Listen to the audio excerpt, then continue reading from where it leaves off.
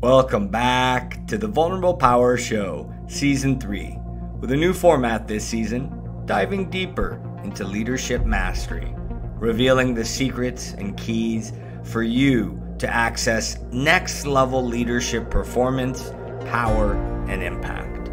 We spotlight leaders who have done their inner work and are in a zone of genius and mastery, truly ascending leadership. Join us in these heart-centered and improvised dialogues where we intend to inspire, empower, and encourage you wherever you're at on your leadership journey, inviting you to pursue your mission and soul's calling. We'll show you live demonstrations of practical tools and techniques you can use immediately to step forward and be the leader you came here to be. Learn how to live your calling and mission, making the impact for collective good as you too envision the new world you wish to see. As the Dalai Lama once said, the world doesn't need more successful people. We need more peacemakers, healers, restorers, storytellers, and lovers of all kinds. Back, everybody. Greetings, and welcome back to the Vulnerable, some say authentic Power Show. If you don't know me, I'm Hasadegi, and today we're joined by a physician who has left her clinical practice, kind of a switch she's going to talk about, stepping more into what I would say is a mission to bring forward more conscious knowledge, more of this wellness, mindfulness work for families, schools, and teenagers. And it's an interesting topic to bring up on a show about leadership, Has, you may be saying already to yourself. Why this? Because as a parent, as a leader, the next generation of leaders should matter to us. And I'll start here. Fred Rogers, Mr. Rogers once said, the most important people in a child's life are that child's parents and teachers. That means parents and teachers are the most important people in the world.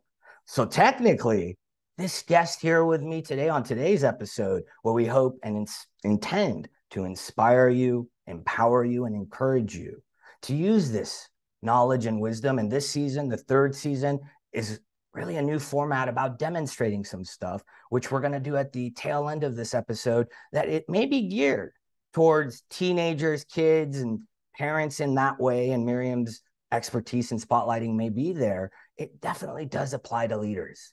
Do not dismiss the simplicity and the efficacy of some of the stuff we're going to talk about, because we all have an inner child within us. So without further ado, Miriam, you really are gracing us with your presence today, because to have an actual physician that's embracing it, and I'm really appreciative more and more in this paradigm shift of every industry, awakening lawyers, physicians, and looking at doing it in a way that's more holistic and alternative. So thank you for being here. Let's start at the top. How you doing? How you feeling?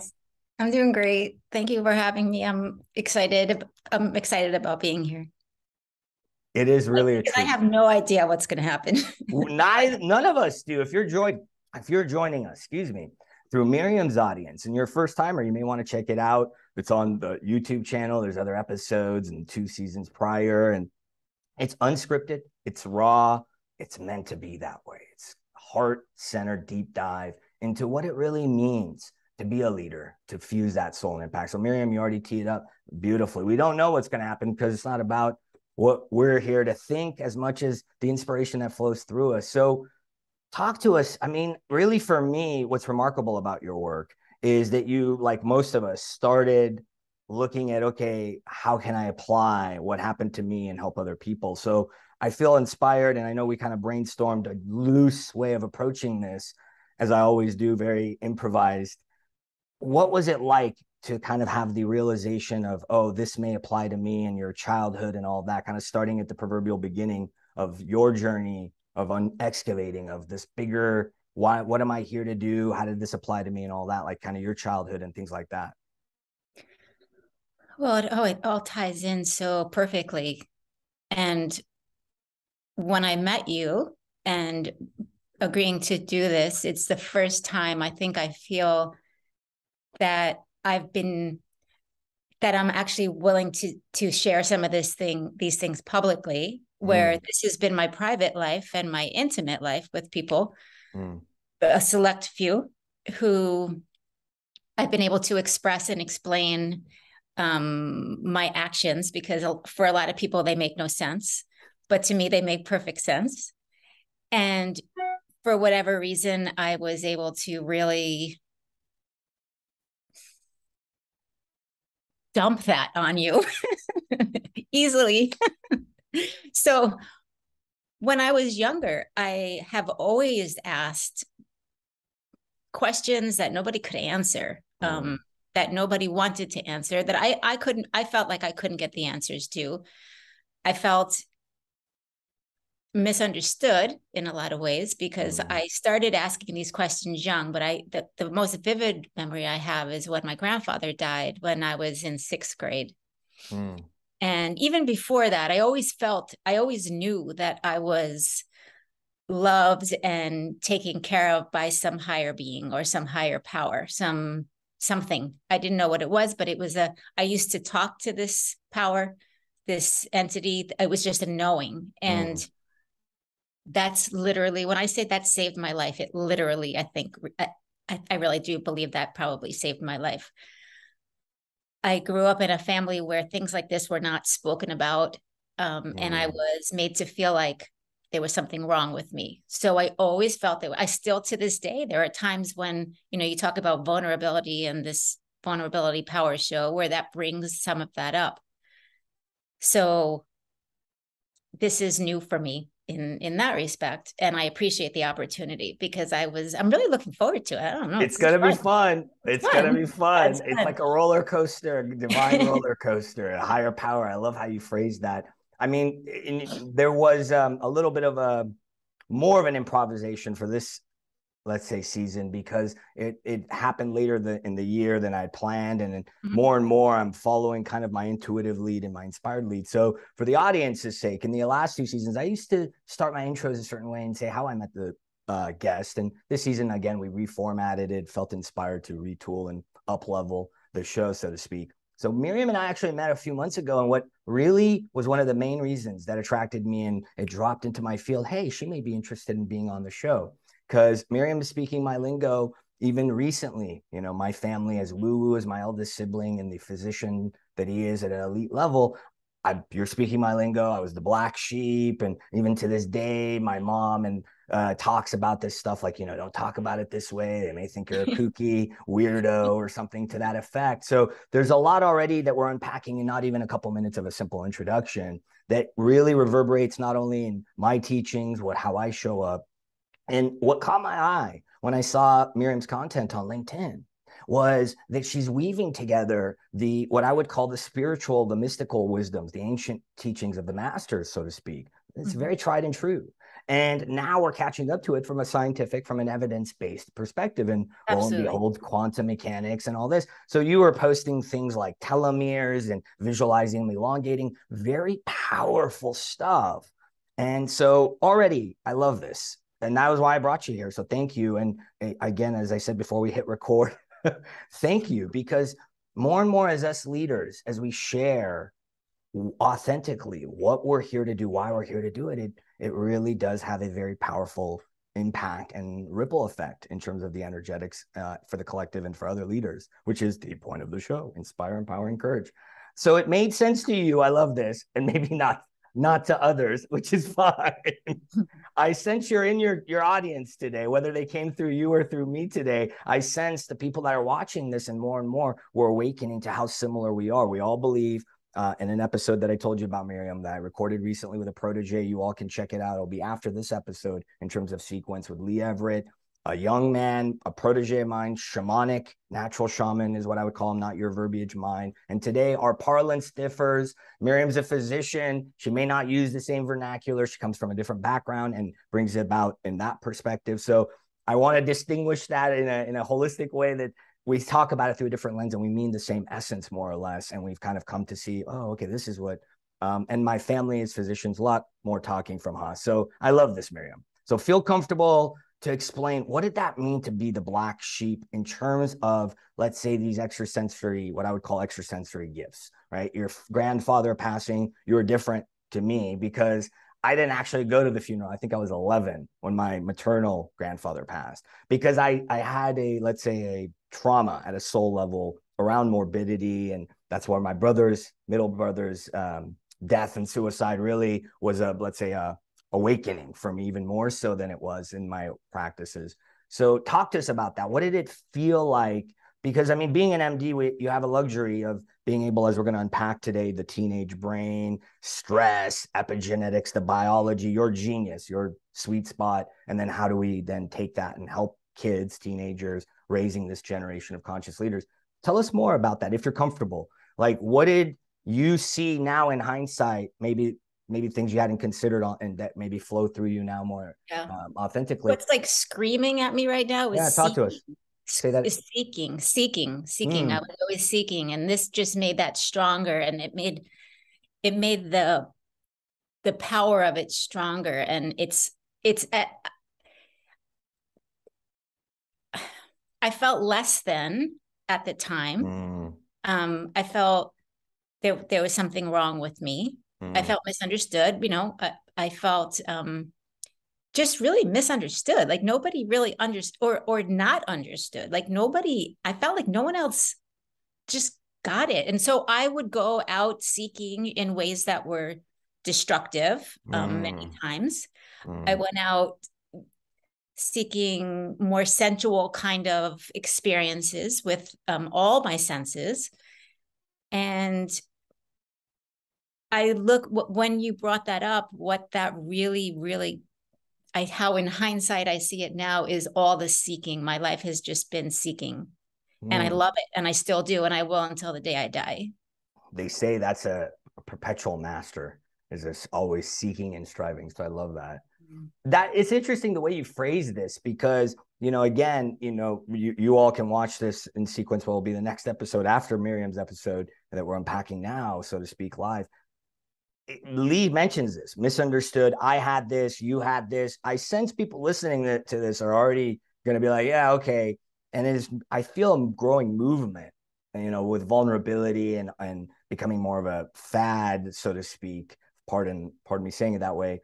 You're wrong with me. I'm less than. And then I like how you phrased it because it seems like what I call polarized. You kind of, you took the energy you weren't getting, like many of us do, and then you took it in a different direction, and maybe like a direction that you then were like, oh, okay, I could have done it a different way, which we'll unpack more and more, right? So it's the seeker kind of seeks it external instead of internal is what I call it. So what else would you say that stands out before we move on to the why did Miriam then suddenly go, what was the switch? What else for you feels pressing to share in terms of this upbringing, if at all, if anything else?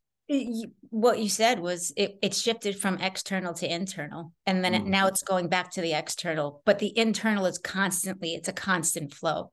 So it's getting tuned in and tapped in with that and being able to share it in a more clear, concise way where people can hear me, like maybe a different level of people, maybe people that are more scientific minded, that are maybe gifted, that have been felt misunderstood, have overexcitabilities, maybe just reaching a different audience, which I never really thought of until you just said that. So I just said it.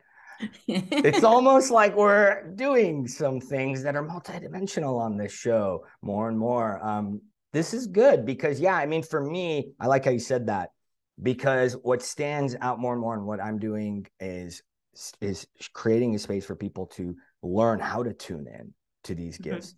Because I like how you said scientific, because it doesn't mean, and maybe we can take a Myers-Briggs lens for a second, whatever objective reference point you want to have, a tool, something. I think Myers-Briggs, and I wrote an article about this before the LinkedIn shut down article, so to speak, because you look at it either as an intuitive thinking on Myers-Briggs, to use that as a reference point, or intuitive feeling. I would say that puts us in the block of the collective populace for samples of 35% are intuitive, extrasensory portals. That's a lot of people out of 7 some odd billion people. When I did this math on my sabbatical, I don't know if you're following and if the audience is following. So in other words, What Miriam is talking about is not only unique to Miriam, as I've unpacked in my research on my sabbatical, on my burnout after my brother's suicide from being misunderstood as a physician because they thought he had Parkinson's. He didn't because the Mayo Clinic gave him 2 double negatives. He had very paranormal stuff going on. They were starting to even go to shamans because they were like, what? Because we're starting to go, okay, allopathic is not getting us everywhere and we need to. So my point to you is maybe you didn't know this about my story. And that's why in this show, it's not, I mean, I may chat with you. We may have what are we meant to talk about, if at all, if you're meant to be on the show, as you know. So this is good because you're tuned in. So you're clearer and you're activating the people that are meant to be, as again, my verbiage, not yours. So fast forward, Miriam, life doesn't end. I take it because you're alluding to like this higher power saved you. So I take it that this energy, let's say this force, what have you, it drove you away from killing yourself. I mean, because I want to talk about this, as I said, like, what do you mean? Am I missing it? Or because for me, I didn't know I was depressed and suicidal and all this stuff until I started to excavate as an adult on my sabbatical. And that's when I was like, oh, well, this is the very more common than I realized. Being misunderstood led me to suppress, led me to blah, blah, blah, what we're unpacking essentially today. I did not have a suicidal episode or a suicidal attempt or anything like that. I don't mean like that per se. There's a spectrum, as you know, like depression, and it gets like cycled down. So I mean, what did it show up like for you? Because I was a melancholy kid apparently. And I didn't know. Yeah. Well, I wasn't a melancholy kid. I was a depressed, angry teenager. Okay. Were you goth? Would you call it? I mean, I don't. You're a couple generations before. I'm technically millennial. Well, were you goth, or what would you call your generation? No. I was not goth. I was. Would you have been goth? My generation would call it. Would you have been? Do you feel like you would have been goth? Oh, no. I was. Yeah, I wasn't dark. I wasn't dark. Okay. No part of me was ever really dark. You're a light and airy fairy. I feel that about you. Even now, like I always use nature. I always used animals. I always connected in that way. And I do to a huge extent now. I mean, being in nature is my, I didn't know that happy about you. Place. Okay. That's why you're always, when we did chat, you're always walking outside. I'm always outside. The only reason I'm not outside now, because it's a gorgeous day, is because I didn't want the animals to distract me, which they sometimes do. But anyway, I'm fine. Really quickly, because this is important, and since it comes up and it popped into my field, is there power in nature? Since you're a physician and we can pick your genius on, and you don't have to be an expert on this, would you say that, like, I know science has somewhat demonstrated that. Would you say as a clinician, going outside, you've noticed that these energies do something to you at a visceral level? Yeah, I'm just laughing because that's such a funny question, because it's so, like, to me, and I'm sure to you, it's extremely obvious, of course.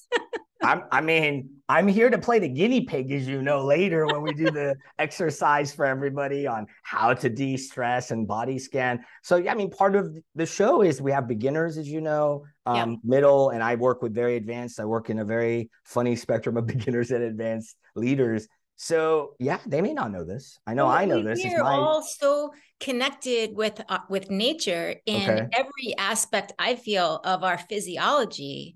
Just getting outside and going for a walk, the physiology behind that and how it calms us and how it calms our brain is highly researched now. Not something we knew, but of course the indigenous people all knew this. Exactly. Right? Like this is so obvious, but in our culture now, which is fine, everything needs to be proven and researched and, picked apart, and which is fine to a certain extent. Well, we're coming back to this faith, creative, qualitative understanding, more holistic, whole brain. Right. Yeah. But now it's a lot of this stuff is researched and being able to present it to a different audience, which is where I kind of stepped in. Do you kosher stamp the power of nature then, Dr. Mandel? Oh, absolutely. Because we did have a psychoimmunologist, Brother Paul Zelizer, on the second season. He was here to talk about more social entrepreneurship. His background, I didn't know this. And I was like, really? You're a psychoimmunologist? He studied with Carl Rogers, I believe. I may be. Go watch the episode, second season, because I don't want to butcher his background. He was a psychoimmunologist, and he's hikes, and he lives in New Mexico, and he's all about, sustainability. So wanted to hear from a physician. I mean, the whole, I told you, Miriam, I could do this show as a one-man show. I don't, because I'm a Renaissance man. I have so many expertise. I was pre-medicine, did cancer research at USC Norris Institute. I don't even know if you went that far into my CV when I was 17. So I want other leaders, because you're the genius. This is your industry. This is your craft, not mine. I'm not here to talk about what we're here to talk about today. And it's important. And do you do this with your kids? Do you take them out? I mean, in terms of the theme for today, raising the next generation of conscious leaders, obviously we're talking about you as a conscious leader yourself. Do it. Would you say it's important for kids too? I mean, this notion of the power of nature, how do you integrate it into your kids' life? Well, with my own kids, we live on a farm. We live on a horse farm. So my kids have always been surrounded by animals. They open their window and there's a horse right there, or beautiful. Dogs, always had dogs, have had cats, birds, big nature lover. My kids make fun of me, but they are also immersed in it. So when my son gets stressed,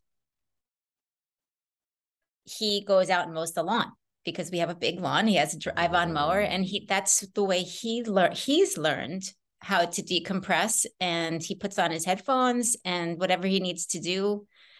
But he'll be outside. He'll be outside in nature.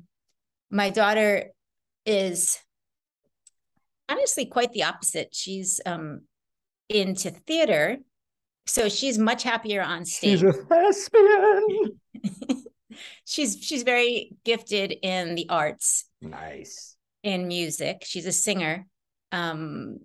She does love to be outside, but her right now, she is more of the kind of, she also has allergies. So she's kind of used that as a way to stay inside. Like, her ideal in camp as a kid was to be in a theater camp on a dark stage. Performing in the beautiful under weather. The light as a thespian. So hold on, but she's learning. This, because you said that they were raised around nature, and I love the word you used, immerse, because there's so much immersion work. I'm sure you may have heard of it. It's bigger in Europe because maybe they have more access to the nature. So would you say, distinguishing and foreshadowing what we're here to unpack more through your genius and kind of what you do full time, so to speak, nowadays, would you say there's a difference between kids that are immersed in nature early on in life and how they show up in terms of what we're going to unpack later, regulation and all this, as far as a contrast? Because I know I grew up kind of, Claremont, California. It's kind of close to nature. It's unusual for LA because it's more in the mountainy area, and people are now moving here the last decade for that. I can't say I was immersed in it. And in fact, my healing journey after my sabbatical, more into shamanism, was driven by connecting with the earth. We could call it the Schumann resonance frequency. It was missing in my so I would say that was something big for me. Like I wrote about this on LinkedIn. Feral cats came into my yard. Little Haas, let's put it this way. Little Haas had a lot of healing going back to nature. So now the question is, pivoting it, as a clinician, have you seen a difference with kids? I know, again, some of this stuff, as a disclaimer, we're not here to give you exacts. The purpose of the show is more holistic. So Miriam, I may be driving her into territories that aren't per se scientifically proven. So based on your hunch, based on your seeing what you see, is why I'm asking it, to preface for the audience. Disclaimer, says the lawyer. So is there truly, because I would say your kids seem to me like, your son, I was a mess, only until recently, because at least he's developed, it sounds like, an outlet, right? It's like, go mow the lawn, be outside. So would you say, loosely speaking, kind of feeling into it now, if you've never felt into it, do you see a difference?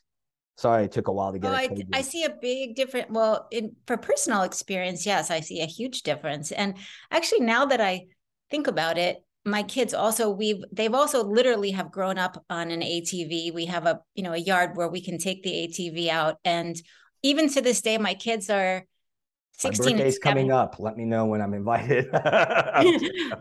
16 or 17. And we all three, we have like an extra seat on the ATV. And that's one of their favorite things to do, is like, we all go out on the ATV and we go through the neighborhood, and we have a lot of farms. And I'm making it sound like I live in this, really well, compared to LA, you do have more land in Ohio.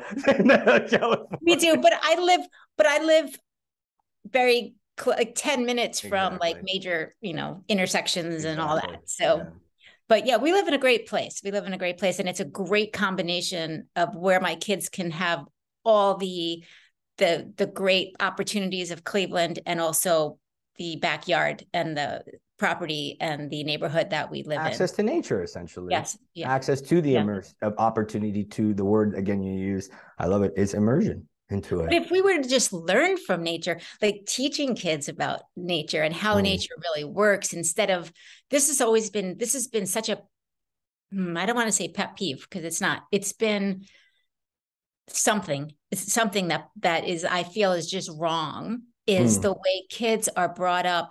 And if you think about it, why there's so much depression and things that are going on, is that they're brought up to think that we're here by accident. You know what I mean? Like, we're here by Elaborate. Accident. Keep going. Yeah. Because there may be kids and teenagers listening. So go. Yeah. Right. So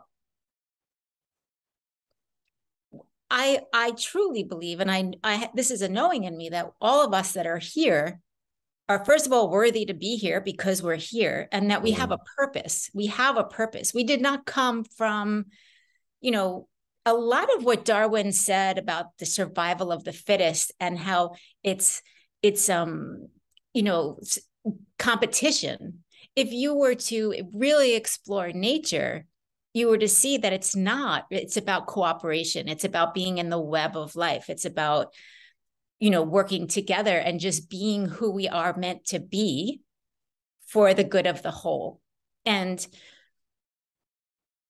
that's just not taught. It's not talked about. It's not explored. It's not. Well, maybe Montessori schools or Waldorf schools, if you have access and the luxury or the privilege, let's say, is the hot word in DEI now. Not going to go there. It's this notion of the access to this information was not there. And I appreciate that's one of the reasons that is a passion for you, is to get the wisdom out there in a more holistic way, to raise, so that these alternatives are known and how to do it. Because, okay, two things was coming forward. You talk about ATV and all this, and I know I'm previewing more of what we'll probably unpack, and it's coming through this way, organic. We have a general flow, and we don't know how it's going to come through. Here on the show, if you're new, the ATV, three-seater, bonding, it seems like, is what you're doing. Is that accurate? I mean, is my read accurate? Yeah. You're not like all sitting there like, hey, honey, how are you? I'm great. Instagram, and you're actually immersed in nature. You're telling me, in close proximity on a outdoor motor vehicle, bonding. Is that accurate? With my kids who are teenagers, like who does that?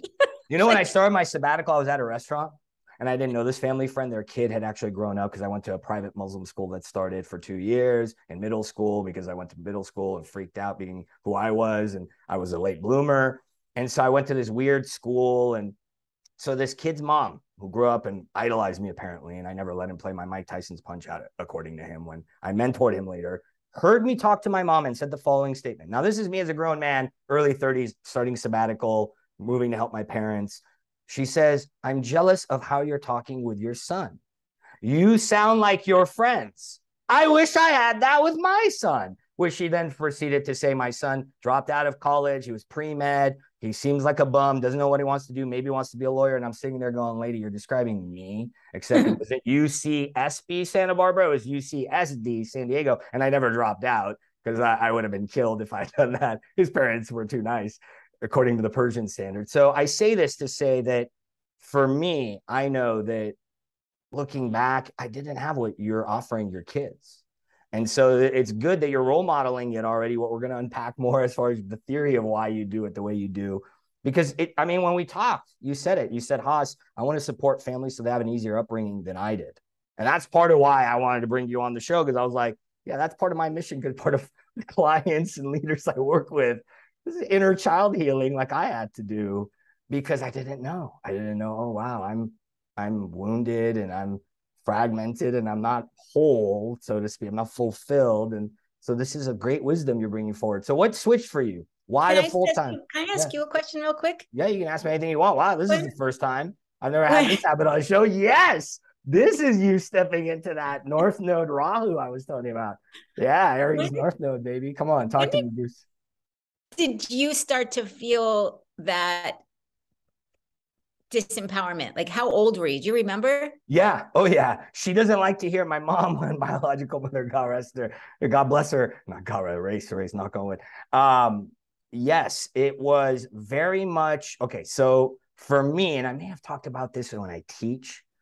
Since the last season of the show, I've been more public about what I'm hearing. I'm more clear, like you used the words. I'm more tuned in and clear on what I'm here to bring through.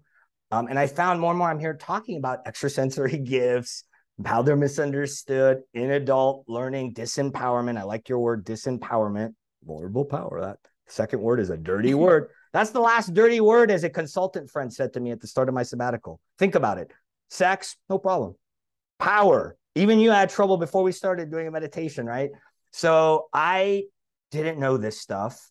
I start my sabbatical and I'm in a shaman's basic like room. This is a old Jewish lady who's done Kabbalah, done all sorts of mysticism, New Age. Her background is in social worker. So she had a master's in social work, worked in the school system. Esther Jenkins, God bless you, Esther, School of Shamanic Arts. My dad's age, she's a way shower for sure. And I'm sitting in her quarters and she's doing what we would call voice dialogue, neo-shamanism. And this is one of my teachers. And she literally is pointing out, Haas, look, as she's walking me through my childhood, I'm sorry for the long-winded way of answering a direct question. This is what's coming through. And she's showing me, as I'm telling her about my power and rage, what we call in Hal Stone's work, voice dialogue, calls it the demonic child. You polarize this inner child, this energy, this innocent part of us, so to speak, this magical part of it. And we all have it. This inner child doesn't mean we have subparts. For those that are new to this, doesn't mean you're crazy and you have different personalities. It means you have different aspects to our energy field, consciousness-wise. And she's pointing out, I've created 6 separations, 6, let's say, personas, 6 little Hasses to separate me from the ownership, transpersonal psychology, of me actually owning the emotion of disempowerment that fueled my rage as a child, from not being seen by my mother, held, especially physical touch. I'm very touchy-feely. Show up like an Italian man, only not creepy and pinchy. I'm more like, hey, everybody, let's touch and hug. I'm very visceral. My love language mixes with words and touch. It's part of how I heal too. So my point being, or give healing energy, so to speak. So my point being, yeah. So this was a few years ago, like 2018 when I got my initiations into shamanism. And I started with this teacher doing work. And then she basically then initiated me. I did formal teachings with her through this sequence. And it brought about the TMJ work that I think I've talked to you about that's on the show, all this. So great question. Nobody's ever done this. Thank you. It's bold and I love it because you get to share and I get to share. And I get the sense we're both more similar than we realized before the show. So yeah, I didn't know it. And then it was, what do I do about it? And because I was so much older, the awkwardness of then what psychologists would say individuating, adulting, and then recalibrating with my mother to then have the conversation to then an outsider to go, I mean, look at the divine orchestration of that. Then we helped that family unit by me mentoring the son. He was then able to do earlier.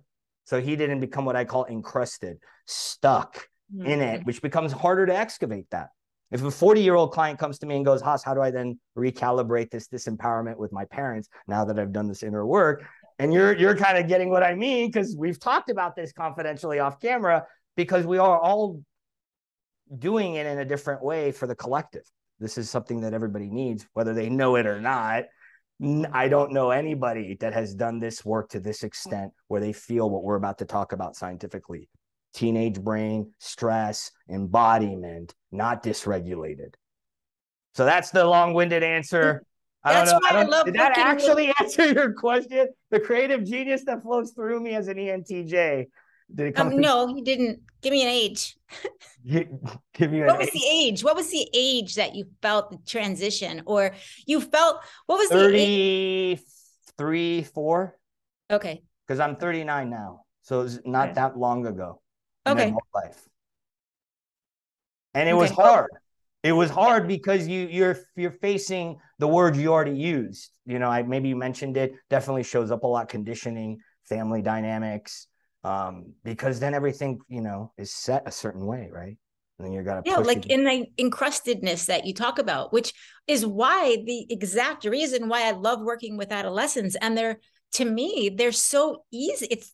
They're so easy generally. I mean, I would say out of my clients, 99% of them are easy for Correct. me to be able to get in a healthier place where they They're want to not be. jaded. Let's cut to the chase. They're not jaded. Right, exactly. And That's that's what why half the people I work with, and I didn't have trauma. I mean, and trauma is misunderstood and all that, as they have this issue. And I feel like more people need to hear about it. So whether it's adolescence or not, which is why I teed you up this way with the Fred Rogers quote, because you are an important person, because you're equiping the people that then raise these kids as well as working with these kids. Right. So, and I love working. I do. I love working with the parents too, because I attract a very specific type of client. What is that? Talk to us about like that real quick before we get into that, or dovetail that with how you left the practice, this switch that you told me about. That was like, ooh, bring this up. This switch for you to then do what you're alluding to, your ideal client work. Can you talk about that and then tell us the ideal client? I'll remind you if you forget already. Yeah. Well, what came up for me in little increments, and then it came up in a big way, was I worked at a private practice. I worked in a family practice, and I brought in a lot of, I kind of built up the pediatric practice over 9-10 years. During that time, I also worked as a hospitalist. And I was starting to notice in my practice that there were so many things that these kids would come in with. And, this is really before I had any of the background, but because I was so immersed in medicine, right? Obviously, I was a young physician and I was just starting my practice.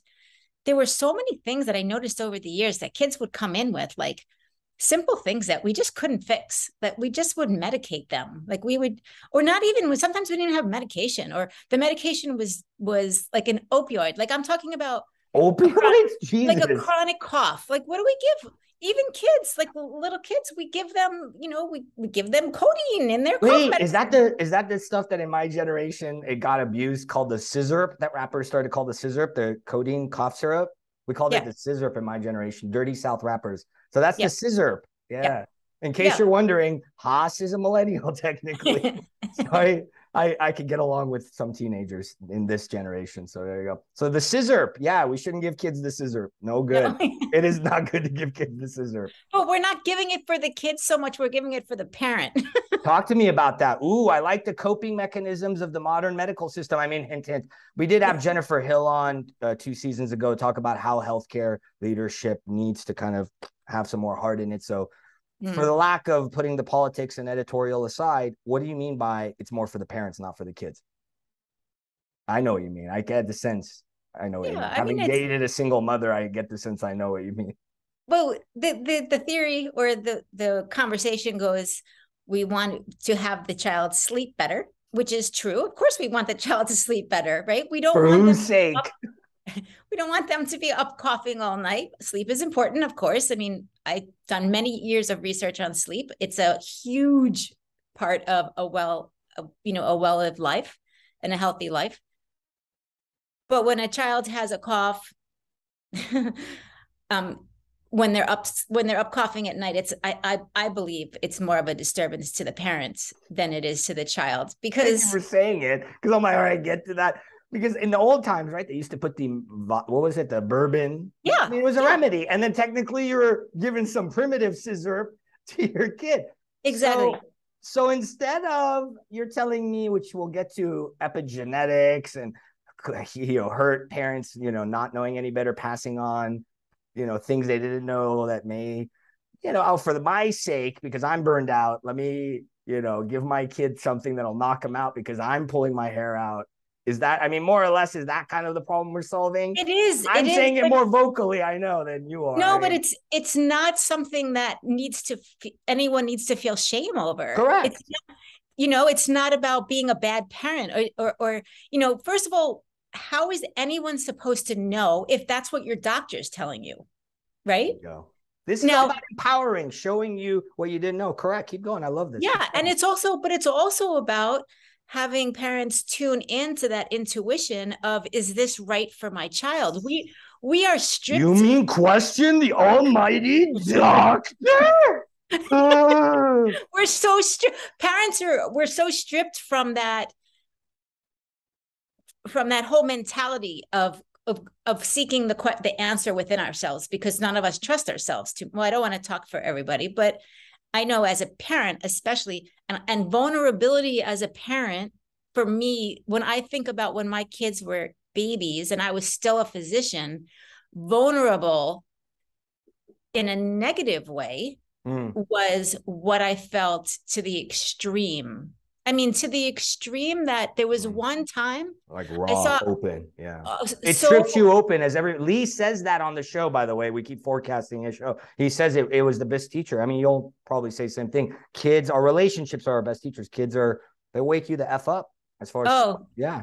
It'll like, make you raw or vulnerable, like you're saying. Keep flowing. Yeah. Because there was a time when my kids were babies that I mean, I am not much into the news. I don't watch the news. I don't immerse in much of that. Sorry, a butterfly just flew in. Hey, if you watch the shamanism episode, which is after this in sequence, and you come back for that, you can learn how to interpret what that means and the universal symbology, because this is all a hologram, as science has proven to us. Right. Holographic hallucination, as these neuroscientists are admitting now. Okay, so where was I? You were talking about the butterfly, which is a symbol for transformation, hint, hint. And absolutely. We were talking about kids, the parents, the external authority, my words, not yours, the external authority, right. Of the doctor's intuition, back to the scissor, and why they really give the scissor. Not even the doctor's intuition. I'm talking about having the parents be questioning what their own inner guidance is telling them. So for I was talking about how I didn't watch the news. I still don't. It's not a big part of my life. But there was something that came up that was on AOL, right? It was a long time ago. It was on AOL. It came up on the AOL news. And I had just brought home I had two babies in the house. I had a baby and a toddler. And it was about a doctor who, there was an intruder in their house, killed the wife, killed the kids. And then the father, who was the physician, did not die. And the effects on his life. And so this, talk about vulnerability. I literally, I could not leave the house for a week. I got into the biggest fight with my husband at that point that we've ever had, because I was in such need of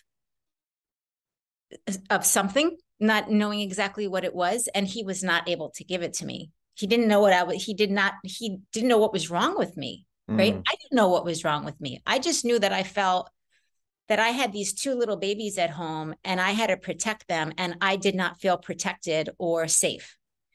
And this was a huge lesson for me. It was a huge awakening for me.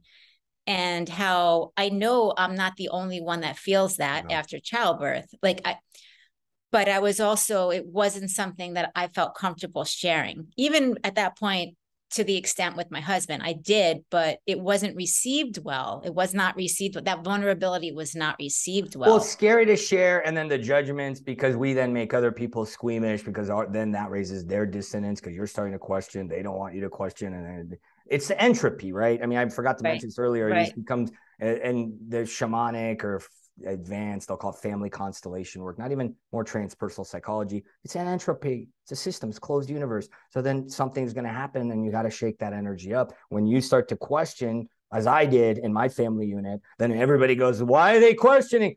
And people want things to stay the same. I mean, that's humanity's grappling with, do we grow through post-traumatic growth, or do we grow on our own accord? Well, I like this. Let me pause on this question. Would you say in part you were a let's say dysregulated, disembodied, disempowered child as an adult, and that's part of what exacerbated the vulnerability? Because I see it as, there's a colleague of ours, I don't know if you know him, I forget his name, Michael McKnight. He's kind of been doing this longer than I have been, and he talks a lot about it's dysregulated parents that are raising dysregulated kids, right? because you watch the news, you drink it, we're already flight or fright. We're already, freaking out as adults. And then you're a parent, you're raw, you got the kids. I mean, for me, it screams, oh, it's exacerbated because of the healing work I describe as inner child healing work. Is that, I mean, I don't know if that lands for you. Again, my verbiage, my hypothesis. How does that land for you? Like, it's like Miriam as an adult was feeling even more vulnerable because there was a part of her that was little Miriam, kind of like, oh, what's going on? Because there's so much vulnerability in us to begin with when we don't heal those aspects. Right. Well, I had a different experience in that my childhood, generally until I was about 13, I remember being like a happy kid. I was a happy kid because I found I was so different from the rest of my family, right? I was always into animals and nature and being outside and always on top of a horse or in a tree or something. And so I found that sanction like within myself on my own. I was never, it wasn't something I did with my parents, although my dad was the best father in the world. And he would take me to all the polo matches on weekends and he'd take me to the ocean and he'd, I mean, he was amazing.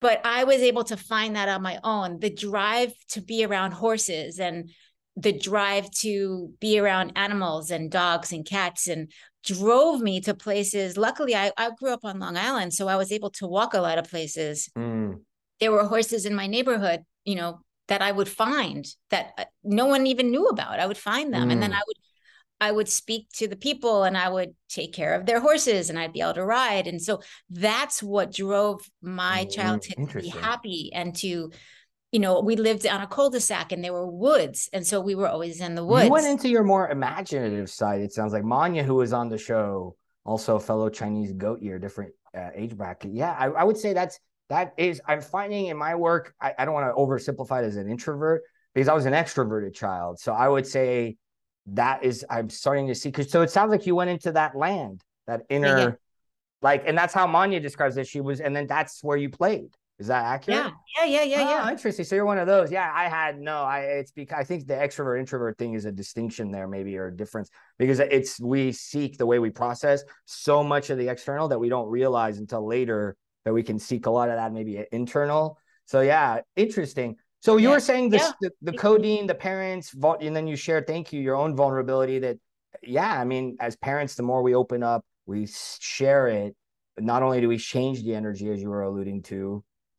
So keep going with the clinical. So then, because I asked you that notion of the switch and you were seeing this, they were giving them things that they didn't even know why. And we were talking about the derivative reasons why, etc. And it wasn't helping. Like it wasn't helping the underlying cause of what was going on. So I started noticing this in little bits and pieces. And, again, ADHD was something I went into practice really not believing everybody should, that these kids should be medicated. And then I really saw how some of these kids really were so much happier kids when they were medicated. The kids that you were able to actually speak to and say, it would say, oh my God, Dr. Mandel, I feel so much more like myself, or I feel so much more, it was right for them. And so that just by seeing that and experiencing it so much, I believed it. And I do believe it. But I also had the experience of being in the classroom or being in the office where parents and teachers would come in just seeking medicine. And it was not, I never felt at that point that it was for the child. I felt that it was more for the adults, right? For the classroom teacher, for the parents. Make it more manageable. They were trying to do that to more me. manageable, right? To make, and especially some of these kids who were not. I was hyperactive. So I was fortunately before that became trendy and. Okay. Yeah, so I would say they would do that to me. They made me go. They gave me the island treatment a lot in the few years in a row in elementary school, where they would take me out. Their kids are in rows, so they would separate me because I couldn't. I needed special time, and it was so bad. I mean, talk about what it may have done to my. I mean, this is all some out of then. Because of people like you, I'm like, please do more of this work. So little Haas can be like, no more little Haas's, little Lee's, little Miriam's, etc. So you were saying, Well, that's why, because I feel like when people and parents when they understand the physiology of why their kid is doing what they're doing, where most of it is not, I don't want to say most, but a lot of it is normal physiology and normal brain changes and normal things that are going on. they can say, okay, I can release myself from the guilt of thinking that I'm a bad parent because my kid hates me or because my kid's not listening to me, because that's the way that they're programmed. When people understand that, they can deal with their child more empathetically. They can deal with their child more authentically and not with such defense and not with such pushback, right? I love that. You're showing me, like, you're showing the world that I'm not a good parent. And that's not what it means. It's not what it means. So talk to us. So I love it. So intuition, the parents unpacking the shame, pushing past that, being vulnerable and reclaiming that in terms of trusting their intuition. Don't go in there you're not saying it, my encapsulation of it. Don't go in there for a coping mechanism. So talk to us about that, because that seems to be a good segue to, so what is the physiology? What is this understanding of, because I didn't know this when I talked to you. I'd heard it from Manya, who I was alluding to, similar to you in terms of childhood experience and imagination. I didn't know this because she was a parent and had 3 kids and had to learn this as a parent. And she's dabbled in conscious parenting. Obviously, she's not a physician. And I was like, well, I'll be darned. So when you said it, I was like, so it's true? Because she's not a doctor. I trust you because you're a doctor. So talk to us about the teenage brain and this physiology, because my nephews are at that age. And I'm like, I'm forgetting how I was, because I'm like, oh, that's normal? Because they seem depressed to me and they seem kind of like slow-witted, like they're stoned all the time. And I'm wondering, and I'm like, no, that's normal. So apparently, to some effect. Well, they might be stoned all the time. No, they're not. They're not like their uncle. They're not shamanic and into plant medicine. No. So what is the teenage brain like? What is the physiology? Because you alluded to it. Let's take us there, because this is some of the genius we wanted to unpack in terms of what you do for your work. I think a big part of understanding the teenage brain is knowing that this is the second biggest time of brain development, of brain reconstruction that's going on. The first is when you're obviously in infancy, because there's a huge amount going on in infancy when a child comes into the world and has all this external stimuli that is presented to them, and their brain has to somehow deal with that. But then we get into adolescence, and it's a huge transformation that's taking place that most people don't know. I didn't know this until I did my research outside of medical school and after, because I loved working with adolescents. I could relate to them. I still can. Like, you mean they don't teach you everything you need to know in medical school, like in law school? You mean doctors aren't fully equipped like lawyers aren't when they come out of school? What? There's an agenda to give them limited information to serve a greater system? No. Do you know that in medical school, I've maybe got about, if an hour or two, talk about the whole physiology of sleep? Real quick, tell us the importance of sleep, because I have it in my notes. Plug that in before you continue on the brain, or maybe bring that into the brain. Yeah. Yeah. All right. So yeah, I could kind of put it into the adolescent part. Yeah, do that, because let's truncate for the sake of time to start to weave this more. I could try to talk a little bit about sleep with the adolescent brain and why it's so important. Crazy important. But so, all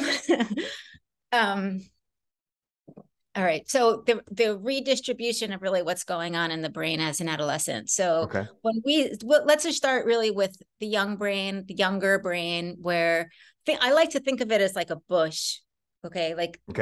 These neurons and the nerve cells, the neurons, which is a nerve cell in the brain, are very abundant. Okay. It's called the period of exuberance, which is, I think, a great name, which is right before puberty. Like when little kids are asking, like, I don't know if you remember this with your family, but like, why is this happening now? That's also can be a sign of, more of giftedness too. But like, there's this exuberance, this natural exuberance that kids just want to soak up all this information as much as they can. They don't even care about the answer, where a gifted child would be more caring about the answer. But, a child would be just, why is this happening? Asking all these questions, just trying to get as much information, because their brains are so expanded. Put it that, like, you can put it that way. Like this. So this is now this reset phase that only happens in infancy, then starts to happen in the teenage brain. And you're describing this tree bush, the neural right. So pathways. That's this big tree, this big bush is during pre-adolescence. So it's before puberty. So 10, 11, around there. Okay. where all these neurons, there's just like a ton of neurons. There's not a lot of what we call like the connective cells in the way of each of these connections. Like as we get older, there's less room. These kids have a lot of room. So these neurons are able to kind of find each other and connect and disconnect and move around and find all these different pathways. And then what happens is, so they're in this exuberance. So think of the bush as being really, really full. And then all of a sudden adolescence will hit, puberty will hit. And then there begins the time during adolescence where there's this pruning, just like we would prune a bush. Okay. Where literally it's not the actual pruning of the nerve cell. The cell is still there, but it's the connections that are pruned. So if you think of it like pruning like a tree, the actual branch will fall, but that's not what I'm talking about. I'm talking about the actual connections. So there's a pruning where they literally lose half of their brain connections throughout adolescence. Now, literally, this is like a literal thing. So they're going from this big bush to like a little. That's why they look like this half the time then, right?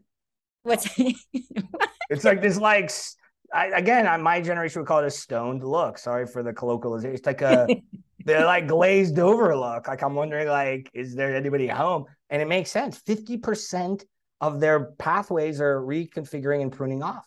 They're pruning. Yes. Now, of course, this doesn't happen overnight. This right. I get that. It's over a time of adolescence. Computing capacity goes down. It makes sense.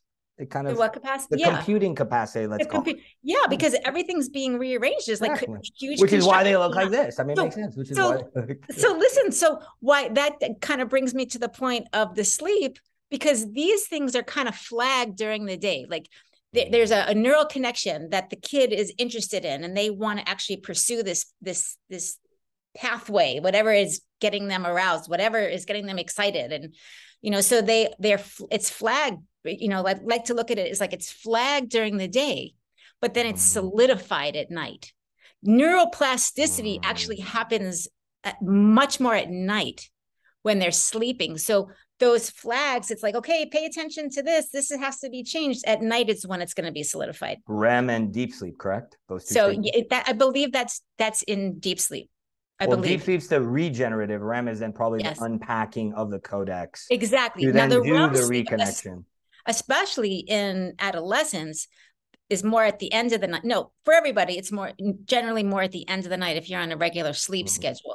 But for adolescents, explain that real quick, because I was going to ask you, beat me to it. The sleep cycle stages, so the audience understands more of it. Yeah, sure. Yeah.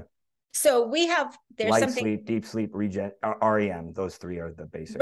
There's REM sleep, which is rapid eye movement, and then there's deep sleep, deep wave sleep. Okay. So if you think about those two phases, it's generally, we get the majority of, they're an hour and a half cycles. It's like a cyclical thing that it's go through all through the day, all through the night. But during the evening when we're sleeping, the deep sleep is more in the early part. And then the REM sleep, as those cycles progress, there's more and more time spent in REM as you go deep, as you go more into the night.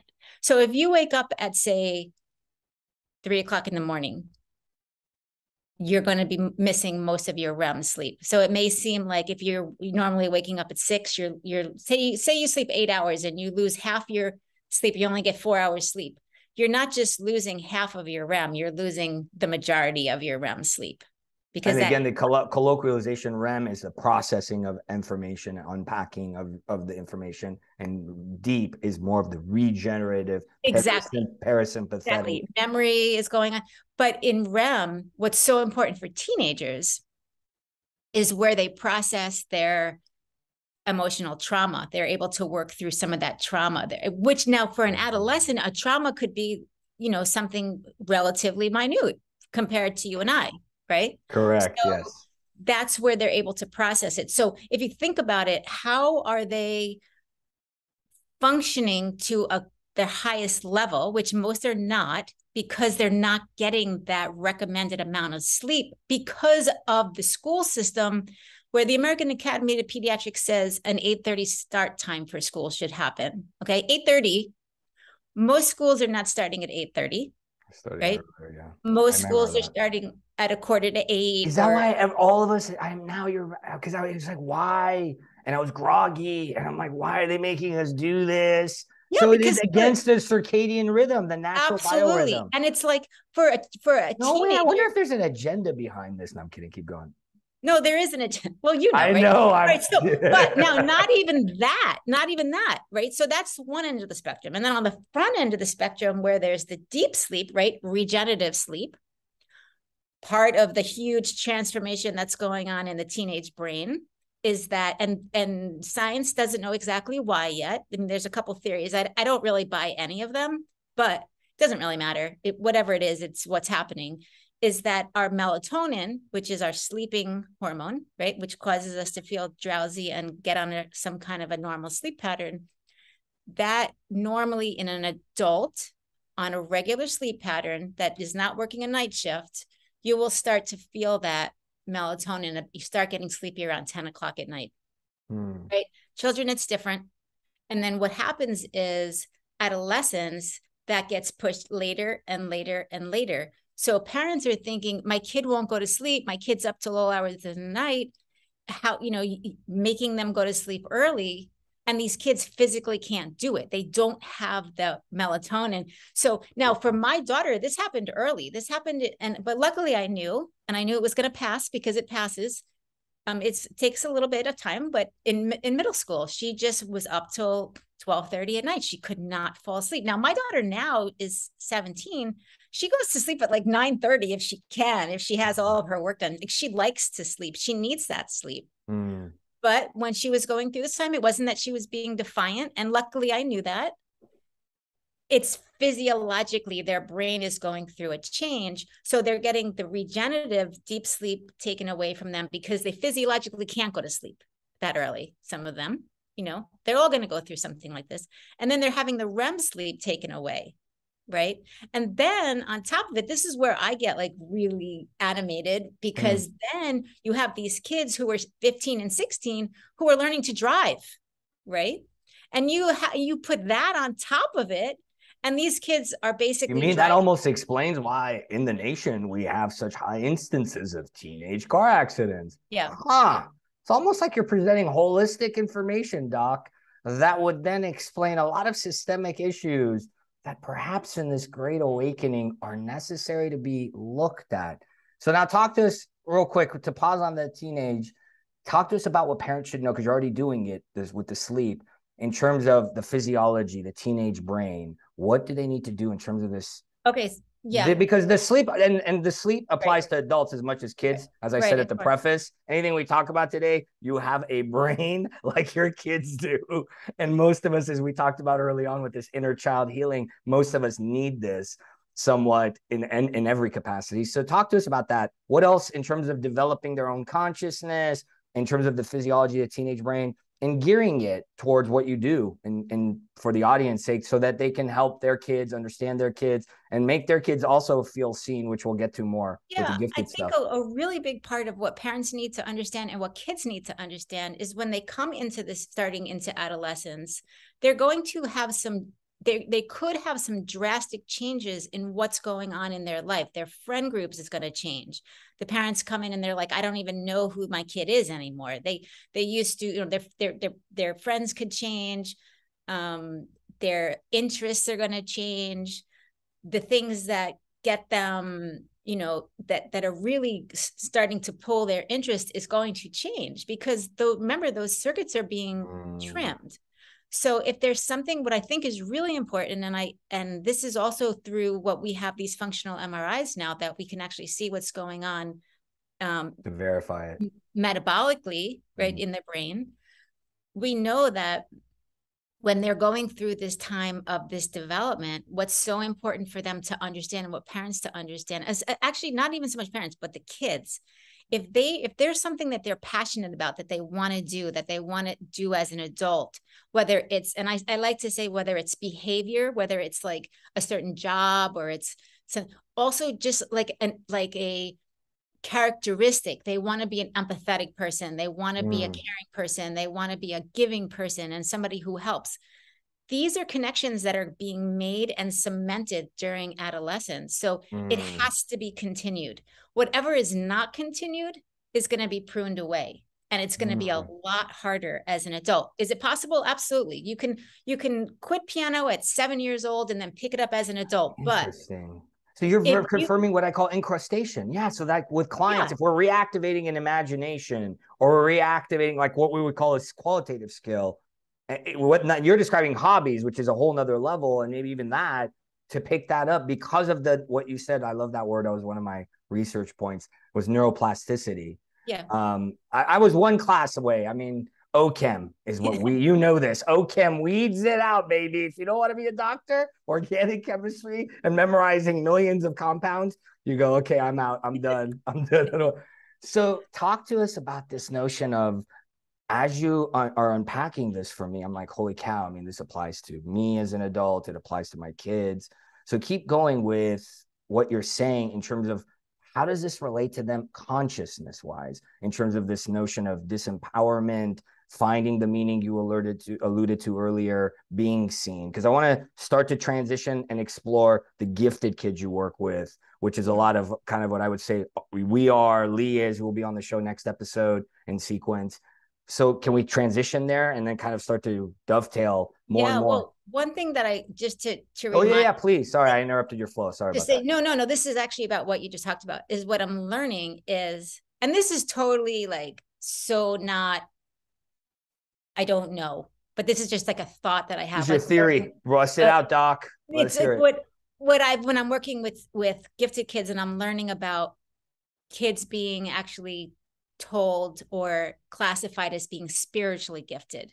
Okay. Ooh, I don't know if you've ever heard that, but I have not. There is. I mean, I haven't talked about it on the show. There is it was more in the, let's say, the intelligence communities. The Russians, the Chinese did a study on it.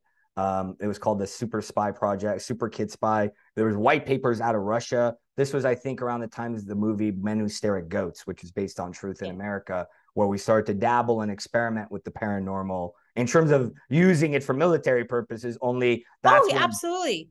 Yeah, so yes, I did know this. It's not common knowledge because, again, part of the reason I wanted you on the show is to demystify, bring more understanding. So real quick, what do you mean by gifted, first of all? The wordsmith here has to say, what do you mean? Gifted, extrasensory. I use extrasensory. I know there's highly sensitive people. I don't like all these words. I like asynchronous learners. Ooh, what does that mean? That's what they are. They're not learning in like their body is out of sync with their mind. Right. So I love this quote. A gifted learner or a gifted person, adult or child, it's like their mind is making promises that their body can't always keep. Okay, so you're kind of, now that lands for me. That's kind of how I was. I had to realize that I was processing too much energy that then my body needed to integrate. Is that accurate? My words for what you're describing? Yeah, I mean, if that's your experience. What was it? Asynchronous learner? Because I'm going to put this in the notes of the episode. Okay. Yeah, so synchronous, synchronous, just for people who don't know what that word means, it's like when something's in synchronous, it's in order, it's in a certain progression. But asynchronous is when so like cohesion, to use heart math lingo, the mind and heart, the brain waves are cohesion. Yeah. Is that what you said? Yeah, cohesive state or flow. Is that similar? Yes. So not flow. Let me remove that word. That's too much. No. You can. It's like it's in sync. It's in it feels like the energy that you're describing is the brain waves, scientifically heart math lingo, are in sync with the heart waves, right? Yes. And it feels like to me the energy is harmonious, is what you're describing. Exactly. Or embodied, not disembodied, which is what I call our current state of affairs, disembodiment, disassociation. So yeah, that is definitely a way you can talk about it with synchronous. So that's the medical, let's say the technical term, asynchronous learner. Is that in the industry or is that your? Yes, asynchronous learners goes back quite a bit with.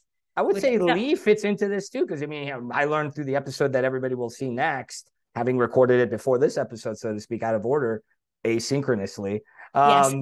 Yeah, I would say this is interesting. So keep going. Asynchronous learner. I like this. So this is what you mean by part of the gifted category of kids. Absolutely. I think that's what giftedness is, honestly. Oh, so you would say the Venn diagram if they're gifted, this is the parlance, asynchronous. This is how they process. Well, I mean, I'm not an expert on gifted, we preface with that, flow with what you feel. But a lot of see this is as, cutting edge, as I've talked about. We've talked about. I mean, I went to TMJ, craniosacral osteopath, and I had to weave this together: the shaman, all of my healing journey, and then the trainings and certifications to equip myself to then do the work. I would say we're only catching up to it together, because it's interdisciplinary, as Dr. Aron's work with highly sensitive people was. It was like, let me go study all these different industries, weave it together holistically, which many in the New Age spiritual community know that's where we're at. The age of Aquarius is bring everything together, unify it. So, okay, so talk to us. Asynchronous learner, keep going. I asked you the gifted, you were going on to the physiology, consciousness, etc. Keep going. Yeah, so I guess what I found so fascinating is that some kids could be classified as spiritually gifted. And like a prodigy, like Yogananda Paramahansa, the founder. Well, no, I think that's different. I think that's what do you mean then? Like they're intuitive, they're psychic, that kind of stuff? They are their other pathways are active, so to speak, in technical speak. See, well, this is what I don't necessarily think that anyone is spiritually gifted. I think that we're all spiritually gifted. Correct. Yes. And I think that some of us as children remember more than others. I love the way you said that. I would use a different verbiage again, only I get the essence correct. Yeah. I learned that from my Reiki teacher, my Reiki master. Well, I'm a Reiki master. I am a Reiki master. I am. I know that about you because you never talk about it, Doc. I was the same way. I wouldn't lead with it. And then I had colleagues say, hey, people don't actually know you're credentialed in some of this stuff. You should talk about it. Even on this show, I started bringing it out only in the second season. So wait, real quick, because I think my Reiki master said this way, everybody has clair gifts. And technically, whether you're an advanced soul or a young soul, new soul, whatever you want to call it, to, categorize it. So yeah, I like that you say that way. But it's not so much from Reiki. I knew this as a child. Like, this was just, to me, it's like, I thought everybody knew this. I was the same way in a different way. You were projecting your gifts onto other people. Yeah. I was like, wait, you mean everybody can't do what I can do? Yeah, well, funny. I thought everybody saw auras. I thought that was normal. No. When I did my initiation, what Carl Jung calls the inner alchemical marriage, 2017, 18, literally a girl in the room in this small gathering said, I saw your higher self, your soul come into your body. And I was like, so what I call PB&J, so jelly, knock on wood, not literally. I was like, oh, I'm so jealous. You can see that, not literally jealous. I was more like, and it was a recognition of that. I have different gifts. I can unlock that if I choose. We all show up differently. So like, yeah, I thought everybody could process the way I process. And I think it's important for kids to hear this and teenagers to hear this. Absolutely. because Lee said he would lick the floor because he had to feel everything. I mean, you'll hear it on his episode. And then when I told him about you on the episode, you'll hear him say, I want to meet her. So Lee, reach out to her. You'll see who she is before your episode airs. Because he was kinesthetic. I would say he's kinesthetic. He was visceral. He was like, he needed to explore through his tongue, apparently. So this is interesting. And that's just like, that's being, that's one of the overexcitabilities of somebody who's gifted, somebody who's an asynchronous learner. Like somebody who's a Scorpio like you. I think he's a Scorpio too. They're so sensual. They need to feel everything. And it's like, so what do you feel is there a difference in the physiology and the actual brain of the kids that you would say are synchronous learners? Again, we may not know the science because we're leading edge on this. Yeah, there are. I mean, the cortex. Like what, for what you do know, or any research really you may have read? Like the for your audience, maybe who isn't like familiar. Me, because I would say it resonates. I've never done the brain scan like this. So tell me about me, because I resonate with this. So what do you feel is different in my brain to a normal brain when I was growing up, to compare gifted asynchronous learning? So, and generally, I mean, what's pretty well known is that children with high giftedness will have the outer part of their brain, which is called the neocortex, which neo means new, right? So it's the newest part of our brain, of our humanness. It's what separates us from other animals. We have a consciousness. We have this basal ganglia, cortex. All the animal, yep, good stuff. Right, with all the executive functions, reasoning, all that. It is thicker. It is thicker, and it's actually denser in gifted children. I think the non-local consciousness research on the cutting edge frontiers, they also are seeing that neocortex contains some of the, let's say, the extrasensory pathways too. I would. Now, I don't know. Now that I know, like that's common knowledge in the research. But I would think, just from now, I don't know this for sure because I haven't, I'm just actually really diving into this research now, and it's not easy to find the neuroscience of giftedness. Now, there's a lot of theory, but some of it is classified. That's the problem. There's a lot of the research that was done in the military industry that's classified information. Yeah. So, but I would think that those areas of senses of whatever would be denser, would have more white matter in the brain, which is then where it fires more, right, Doc? To clarify for the audience, it fires, and it also is transmitted much faster. Now these kids can more energy comes through, more processing capacity, more ability to synthesize energy and information, which is why people go, "How do you remember this, Haas? How do you recall this, Haas?" And I'm like, I don't know. This thing does this thing, and I'm owning it more and more. I don't. So, like, that's why I don't know if you had any problems in school, but kids that are gifted will have to only, like, normal neurotypical kids will have to learn something and be repeated, like 5 or 6 times for them. That's typical. No, I was quick. I would get bored because I needed more. I was exactly. Like, so boom, boom, more. Like, let's go. This is too easy. What are you doing? Only 1 or 2, right? Yeah. So 1 or 2. So that's why they get bored. That's why they can go off into other directions. My favorite was Around the World. My nemesis, God bless her, if you're still out there, I love you, Esther Kwan, because it was the card game. I don't know if they still play this in school, where you stand, somebody sits, somebody stands, and then your whole point is they put a flashcard. Whoever says it first then gets to move on. And if you're wrong, that person stands up. It's called Around the World. And you want to go around the classroom. And it was with math or word cards. And my arch nemesis, the Persian, went against the Asian. How stereotypical is this? I mean, this is the UC system. This was the cultural thing going on. Who sets the curve? And literally, maybe this explains why this is coming through, why I love that game so much, because it was so like, boom, boom, boom. Absolutely. Interesting. Absolutely. Yeah. And now, was my being out of body, I mean, there's other reasons for it. Would you say asynchronous learners also have bad hand-eye coordination? I sucked at skateboarding. I was in the skateboarding generation. Some of my friends were Tony Hawk, like peers, junior skaters.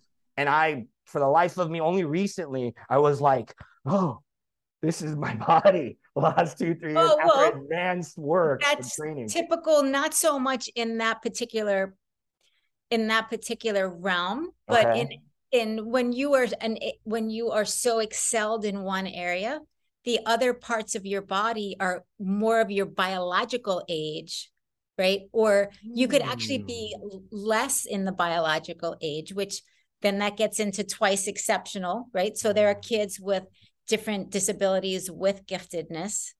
So then, in a way, were you telling me my because this does make sense, my biological, so my emotional regulation. So like, let's say my nervous system and biochemical, which is my heart stuff, then took time to catch up, which I would say makes sense. Yes. Which is why I had to learn not to be frustrated and learn more capacity, my words, not yours. Does that fit your it's either learning? Because you're so advanced in one level. Yeah, you're atrophied in another. What God giveth, then you take it elsewhere. No, that's why I don't look so good. No, that's not with everybody. That could just be with you, right? Well, I would say that it is a battery concept, right? I mean, it makes sense holistically that you can only process so much. So then like some things got to give. And I think Tony Robbins and transformative coaches talk about like a wheel, you have spokes in your life. Yeah, something's then you gotta hold. Trying to get them even, but they're never even really until you consciously work on it. Which is what you're talking about, the stuff that we're in, I guess, getting into more and more on this episode. Okay. Because if you do this foundational work for your kids, whether you be a teacher or a parent, I would sense that you'll be ahead of the curve, right? You won't have what Haas had to do and other leaders have to do now, what more and more are learning to have to do in this healing epidemic, burnout epidemic, it sounds like, that you have to go back to the foundations, some of this regulations, especially if you're gifted. Yeah, because that's one of the main things I do with my adolescent clients. And sometimes I'll do it with their parents, is that wheel from Tony Robbins, that whole, and balance. To see how everybody is, But you can even those wheels out, just like you could have with skateboarding. When you put a conscious effort into it, repetition, as an adult, repetition is very important to learn something. Well, what can you do as a parent? Talk to us, because right now, sorry, I keep interjecting because this is so fun, as you can tell. Because I'm like, oh my God, I wish I knew this. I didn't have the encouragement from my parents because there's a misunderstanding. We keep coming back to, Sure. For me, the misunderstanding drove like my, let's say, issues. The misunderstanding, I think, whether they're gifted or not, I think all teenagers fall into the category nowadays of depression and borderline, like, I'm not worthy. So it sounds like when they're brain prunes and they're going through all of this, it's going to be challenging as a parent. I can already tell. I mean, I had to do this, and I'm not even their parent with my nephews, as I alluded to. I love you guys. You guys are amazing. Doesn't mean you're bad. It means our uncle is learning how to be more conscious and evolved and understand you, because I didn't have this as a kid, because our generations before didn't know this knowledge or awareness. So what else do they need to know? Hammer that in, because I want to also touch on the encouragement side, which you post a lot about. Worthiness, right? All that. What else can you do? And keep going. Because that's how we're born. We're born with it. We're born with that knowledge. We're born with that worthiness. We're born with that. Forgotten. How can they remember? It's forgotten, but it's also taken away from us in this society. It's not encouraged. Now I'm telling you, this was so enlightening to me. You're using my verbiage, and I'm more and more pleasantly surprised as this hour and 15 minutes has already unfolded, going, oh my God. Okay, keep going. You really are authentic power. And this is what I know clinically. I call it spark. Their spark is stripped from them. Their magic is taken from them, so to speak. Because like, this blew my mind, but it was so evident when I was finding this out, that people now, once a teenager becomes a teenager and an adolescent, parents want them to be empowered. Parents generally, what I have seen is parents do not want their little kids empowered. They don't want them empowered. They don't want their 7 and 8-year-olds asking questions. They don't want them thinking that they're. I'm glad you're saying it. As powerful as they are. These kids are so powerful. Why? Because before we hit record, the last dirty word, as a consultant friend said to me recently, and I'm going to talk about more and more on this season, the last dirty word in our society is power. Yeah. We're willing to even let our kids have sex now. Even that's not taboo anymore. Only, as you're alluding to what I said before we hit record, power is the last taboo. We don't even want our kids to have it because they'll overthrow us. How dare I have these stories that would blow your mind. These kids are so powerful. Tell us and they'll one. demonstrate it. They'll demonstrate it in one session, and the parent will see it, and then they don't come back to me.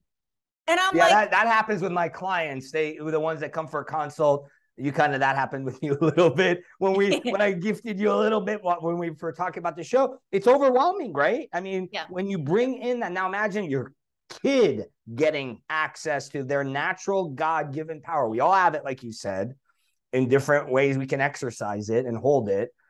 Yeah, so I get what you mean. It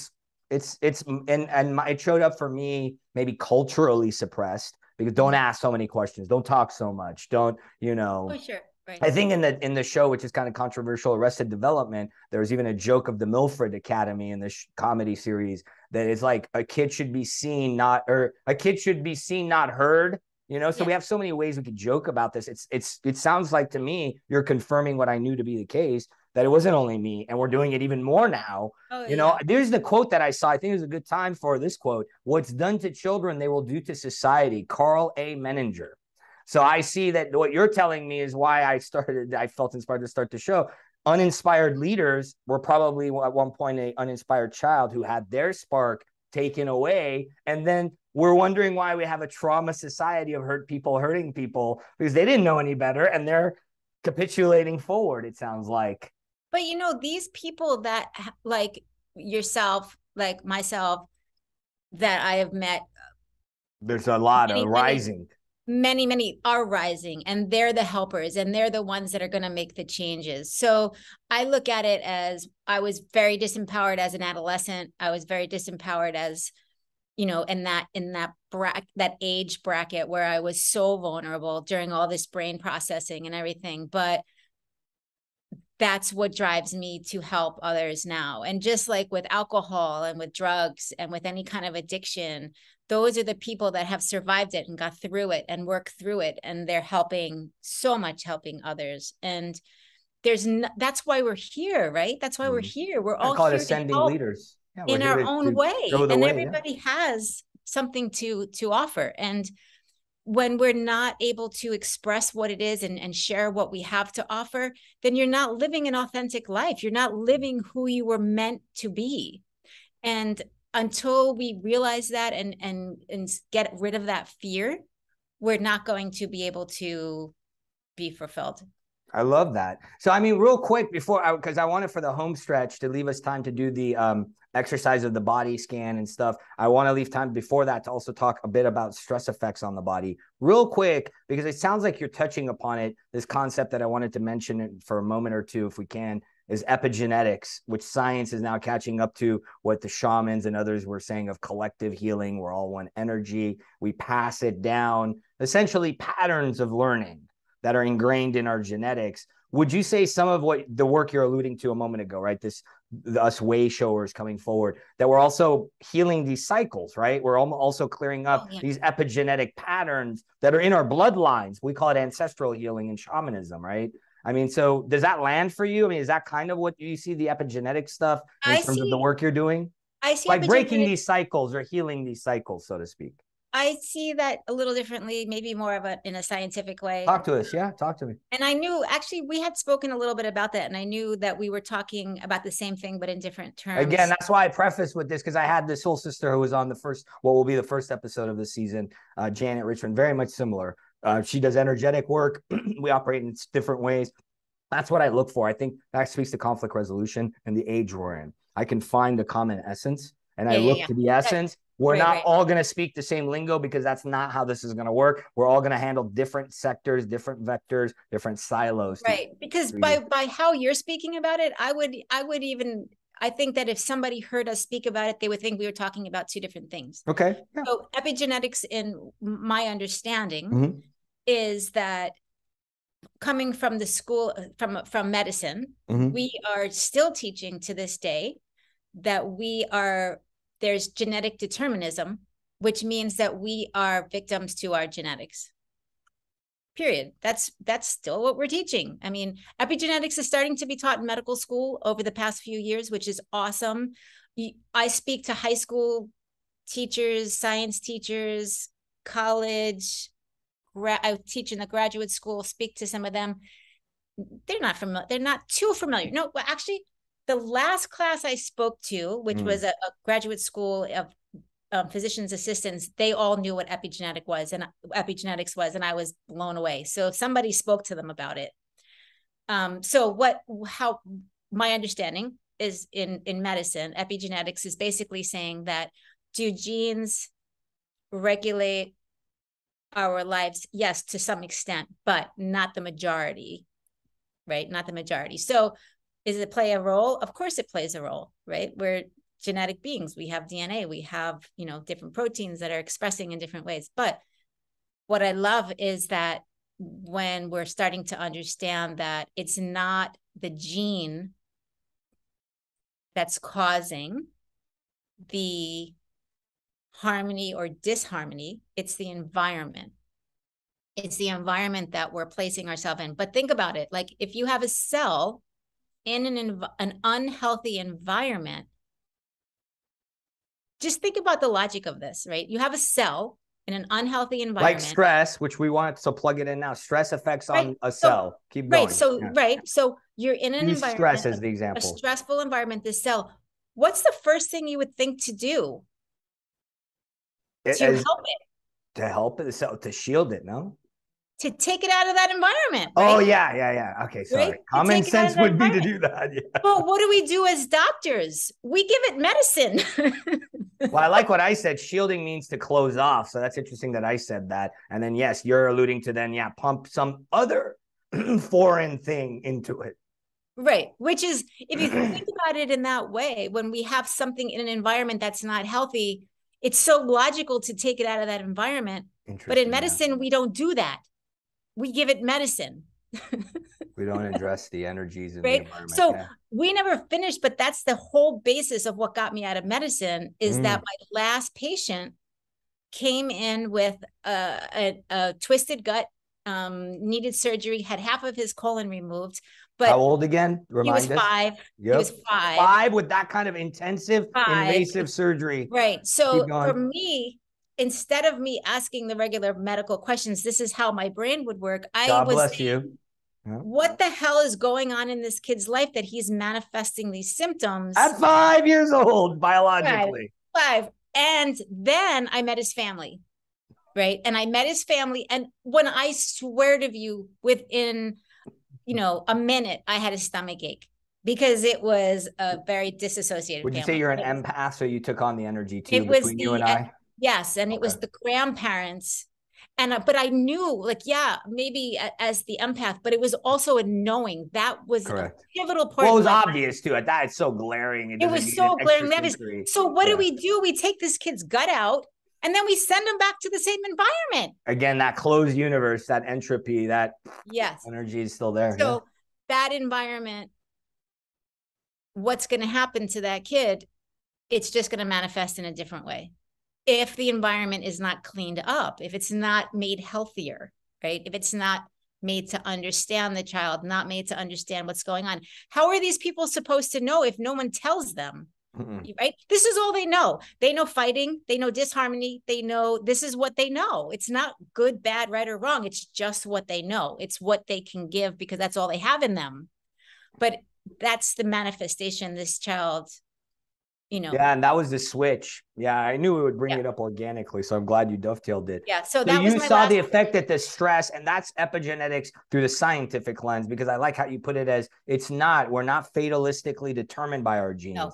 My understanding is more advanced and not better than science because of the, let's say, the trainings and woo-woo and more of the mystical science-based, spiritual, some of it science-based. I brought it together and I've started to see how with clients. So 2 things I've noticed with clients. One, when I do certain work, maybe what you said earlier, some of them I've noticed are gifted or asynchronous, maybe to use your parlance. I noticed they start to say, I feel tingling in my head. And I would say that makes sense now, given what you said. Now, what I wanted to bring up is this notion of cleaning up the environment. And what does that look like and more in terms of the work you do, which kind of takes us back to this other question that I think we've danced around a bit, which is what can the parents do more and more, in addition to everything you've already said, to help in cleaning up that environment? Yeah. Because I'm noticing that they can shift their energies, right? They can, as an adult, that's the second thing I noticed with clients, they can shift their DNA, they can shift their genes. More advanced science is maybe going to prove that in a few years. What I'm doing multidimensionally. The point is, it sounds like to me, you're doing that. You're teaching them how to clean up their environment, is another way of describing what you do for a living. Exactly right. You're a janitor of the family and school system energies, so to speak. But I do that through just educate. My primary in is through education, is just through knowledge. It's just through curiosity, like what's going on in their brain. Now, you might not have a parent that's necessarily interested in changing the environment or thinking that there's anything wrong with it, but maybe they're interested in learning about the physiology of what's going on in the brain. And so that's a way to get different people interested that normally would not be interested in talking about anything spiritual or holistic even. Yeah, you don't have to. I don't pick and choose anymore. I don't care how you present it, as long as you present it authentically and bring through what you're supposed to bring through. Yes. Because the work has impact and practical. I work with clients. Right. One client, he was a tech guy, very high level. He worked with Landmark and all of this. And he basically said, oh, what you do is shamanism. And up until that point, I wasn't using that verb. Right. I said, if you Americans like that and makes it more tolerable, sure. It's multidimensional. The best I could encapsulate it is, I'm working on the energy of your consciousness field. And they go, oh, okay, I don't understand what that means. So it sounds like what you're talking about is people have to understand that there is an energy. You don't have to talk about it. You don't have to teach it that way. And I respect that. And that's okay. Yeah.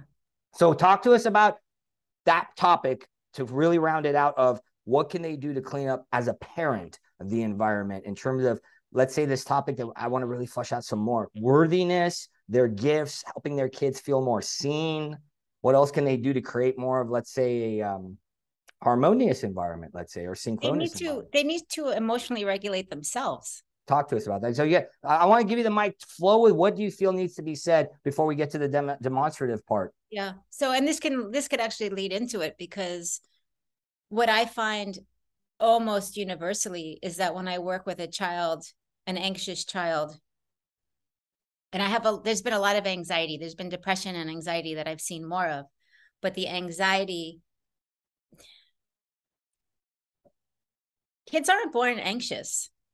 They're not born anxious. Some infants are born gifted and asynchronous, but they're not born anxious. That's learned, right? It's from their environment. Thanks, and Mom. I love you. I have never, and this is not like, I don't want to make it sound bad, because it's not, and it's not a judgment, but it's like the parents, they didn't know any better. They did the best they could with what they knew at that time. Let's put that out there. You listening, if you're a parent, you're still feeling icky because this soul sister has covered it 50 times.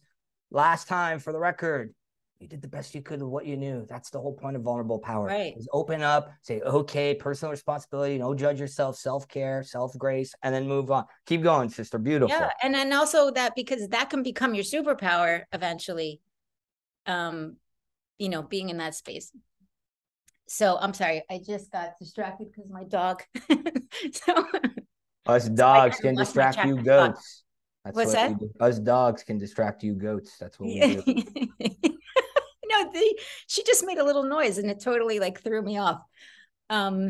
So what I like to do is really help the parents feel better about themselves, regulate their own emotional lives. And I do that through education. I just do it through teaching them about some different, first of all, about their child, about the physiology of their child, about their brain and things like that, but also just about learning how to take time out for themselves, to learn how to relax, to learn how to, we've talked a little bit about heart math, how to get their body and mind in sync, to teach them the benefits of meditation, to teach them the research in mindfulness. I did many years of research in mindfulness, and this is all money that's being through our government. So it's not, this is money that the government's spending, and they've spent millions and millions of dollars on mindfulness through the national. It's only going to get more. I mean, it's whether you look at it through a woo-woo perspective or a futurist perspective, however you want to phrase it.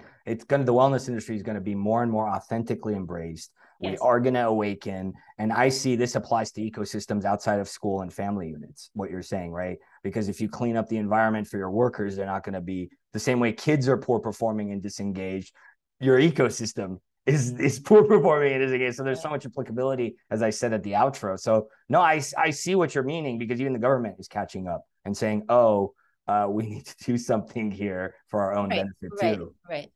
So I guess I see a lot of parents that are teachers, because I work with teachers. So a lot of times I'll do these workshops for teachers, and they're like, oh, can you work with my adolescent? Can you work with my child? So these are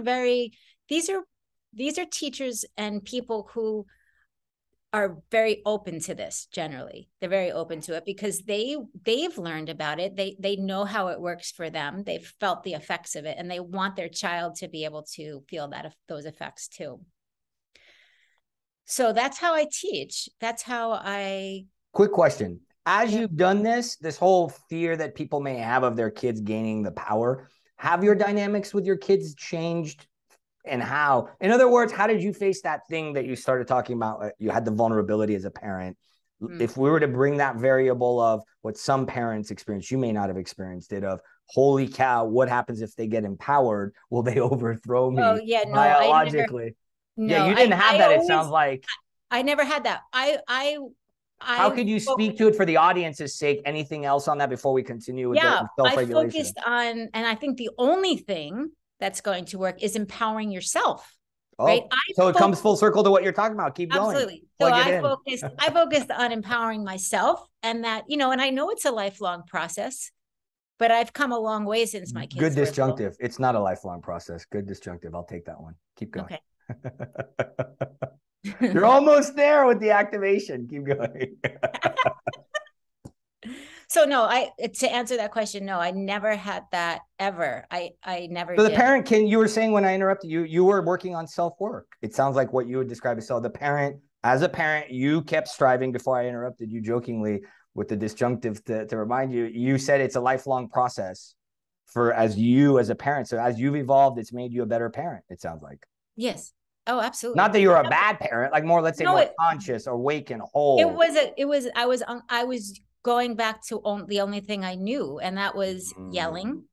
Right. When my kids were little, I yelled because that's the only thing I knew. I didn't know there was anything other than that. And I was started doing some of this more and more. And I've been doing this conscious work since my 20s, even younger, but it was, then you add babies to the mix and everything changes. And then it was like, oh, I really had more of a desire because I wanted my kids to feel that empowerment that Did I you have knew a was moment possible. of like, holy shit, also with your kids when you were yelling? Did you have any of that? Because I wrote about this. I had these 3 feral cats, and I want to have kids because I'm still what I would consider in that age of biological male clock ticking.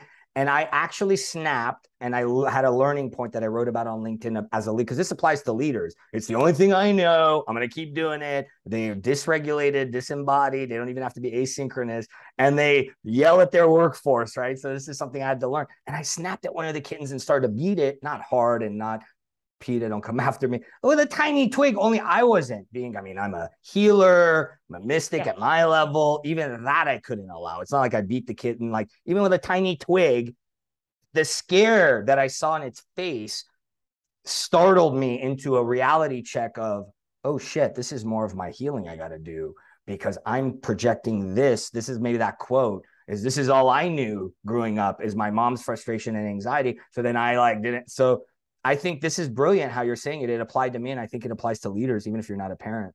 Yeah, Because you I did yeah, have one of those yeah. scared Did moments. you had come to I did. Jesus, holy shit balls? Okay, It what was happened no, for you? it was looking in my son's eyes. It was I had a feeling that's what dropped in, and that's what I asked, and I was like, this is the hunch. So can you describe that? Because I think that's what I call the ripening with clients when you need to do the work, right? Whether it be with a one-on-one work or this type of work, to be like, okay, I need to really take a look at this as a parent or a teacher, because I'm responsible, as Fred Rogers said, for the next generation of leaders. And if we want to break the cycle, what was yours? What was your like? it's so interesting that you're bringing this up because it brings together everything. Oh my God, you mean there's an inspired with 20? You gave me 20 more minutes. I hope we could go a little over so we could do the really good body scan stuff. So yeah, keep going. It's almost like there's I have 20 minutes. Yeah. hint, hint. I'm reminding you. um, I'm a good taskmaster, aren't I? this is Graceful and stern at the same time, right? this is one of those really vulnerable moments. It's so funny how you brought that up. All right, so my son is a toddler. He's just got out of diapers. This is bushy hair, bushy eye, Yeah, young man, right? If you're and listening, bro, you got those Persian eyebrows. Rock them, son. Rock them. he, I'm a guy, and he was all right. I don't know I'm his mother, but he was the cutest freaking baby. You Don't just show any wanted to. bathtub nude photos. That's all he cares about. That's all he's like, don't do that. No, I'm kidding. So he was standing in this room. Actually, I was in the kitchen, and my husband at the time found something about that I had spent money on some spiritual thing that he did not approve of. Okay. Now I say husband at the time. Okay. Because this was a huge divide that I realized. This happens for a lot of parents, is this style of parenting. Keep going. I get the sense this is what you're about to talk about. Keep going. This was not about parenting. This was about my spiritual beingness. Oh, okay. Fair enough. Keep going. Keep flowing. Which was not accepted because I married somebody who felt the same way my mother did, because that was comfortable for me to be. Wait, you mean we repeat the patterns of our childhood if we don't heal them like and that, do the inner child work and clear up the ancestral, and we're not fatalistic to the epigenetics. We can actually do something about it. You mean if we don't understand this work? Oh my God. Wait a second. Haas did mention something about this to me a couple weeks ago.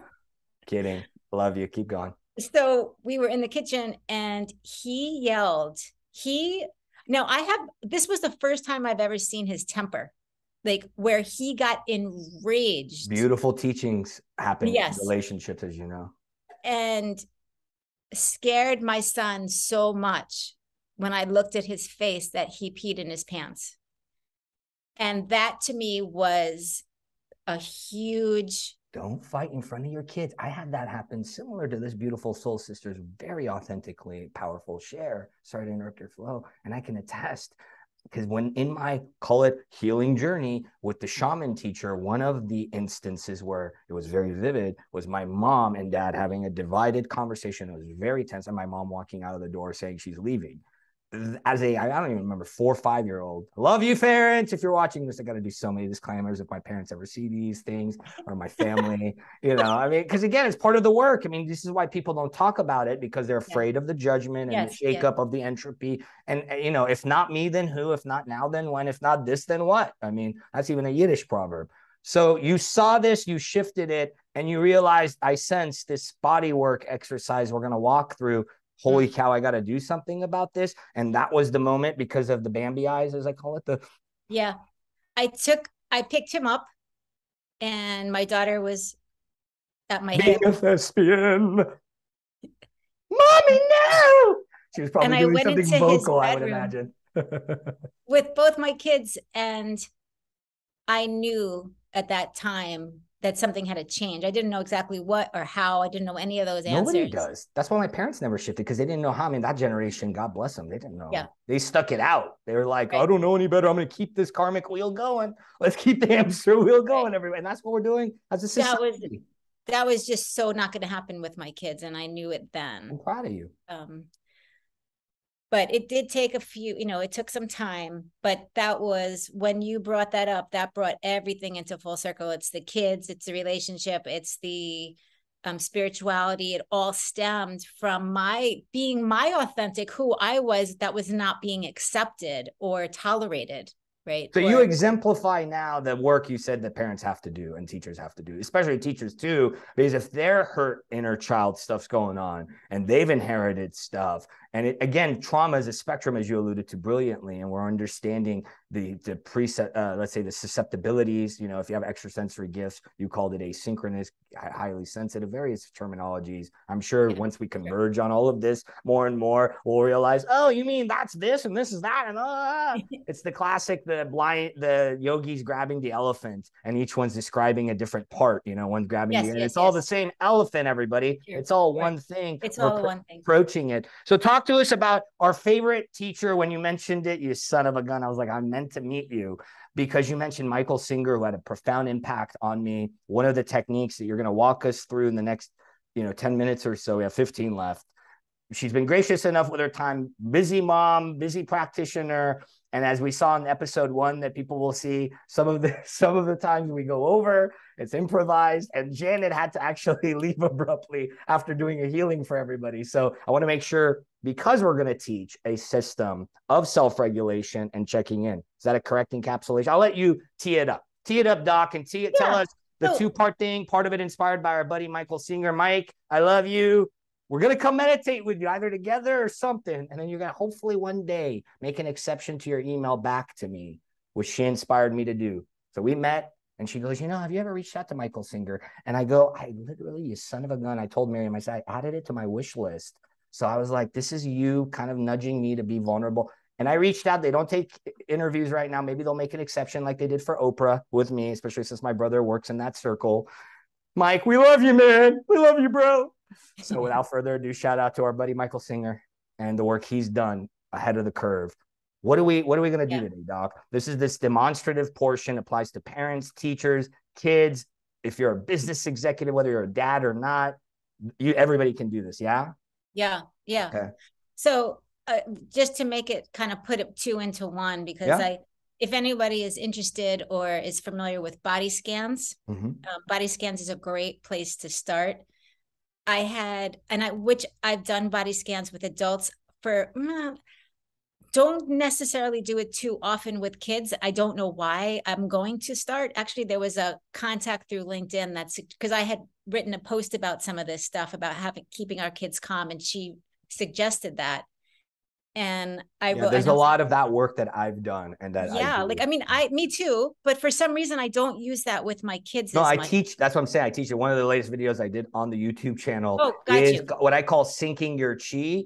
It's more of a energetic body scan. It's more advanced. And I allude to, I've made it more public because I've been teaching it for so long, because I think it's so underestimated. Like I started at the top of an hour and a half ago, how keep it simple, sweetie, that principle of Occam's razor, that everybody thinks you need to do advanced breath work and self-regulation needs to be yoga. It can be as innocuous as what we're about to do, which has such profound effects on so many levels across the board, especially for kids. So yes, it makes sense that you would do it with kids, because if I had this as a kid, no. And this is maybe something we could talk about. Maybe we can come back on the fourth season. What I told you offline is something I want to do vis-a-vis like a special kids school for them to embrace their extrasensory gifts, because that's what I did with my nephews. I initiated them a few years ago, and one of them was already like, he was exemplifying, epitomizing, and embodying very powerful natural gifts. And because I saw him there, he played in that environment. So there's a lot to be said about maybe bringing you back, Doc, because I love what you're up to. So without further ado, talk to us about the technique. How should we do it and all that? I mean, I honestly don't have time to go through a whole body scan now. No worries. What do you have time for? Talk to us about whatever you can. But I want to explain a little bit what it is, where to find it. I mean, you're big on Insight Timer. There are many body scans on Insight Timer that you can do, that you can search. Probably on YouTube too. I'm sure there are some body scans. What does it do to the physiology? Since we don't have time, can we demonstrate the other technique? And what's the physiology impact? Really quick, what the physiology is, what it's going to do with our physiology is we have two parts of what we call the autonomic nervous system. There's the sympathetic branch and the parasympathetic branch. I think a lot of people are familiar with fight or flight, which is the sympathetic branch.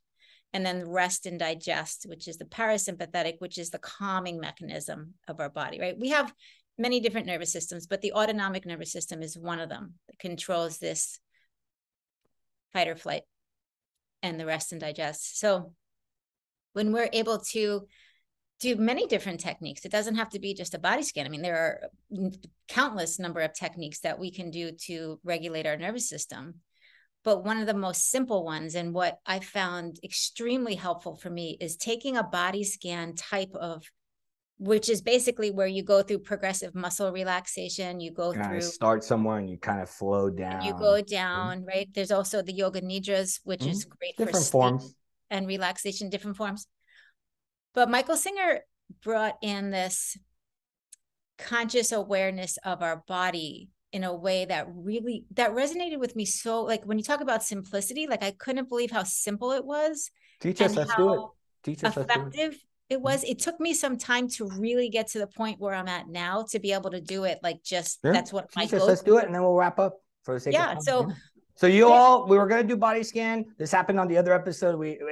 We plan it, God laughs, we roll with the punches, and we laugh along. So you can Google body scan. You can check out how to ground your energy. It's on my channel. You can follow her work, go to Insight Timer, follow Haas's work. There's other teachers if that suits your boat. What she's describing is basically tuning into your body, relaxing it. So we're going to do what I think you call the lean out method. Yeah. Right. What Michael. Yeah. That was just kind of a name. And also anyone who's familiar with yoga, which I'm sure some people on here are. Yeah. There's different approaches that offer similar stuff. Savasana. Yeah. So just relaxation where it will calm that. It will enhance the parasympathetic nerve through our vagus nerve, which is a nerve that controls the parasympathetic or the relaxing part. And it will deactivate that fight or flight stress response. Now, not just with that, that nervous system is also obviously connected to our endocrine system, right? To our hormone system, to our cortisol, to our stress hormone. It's the key. Polyvagal theory is the key to it all. It's all connected. It's all connected.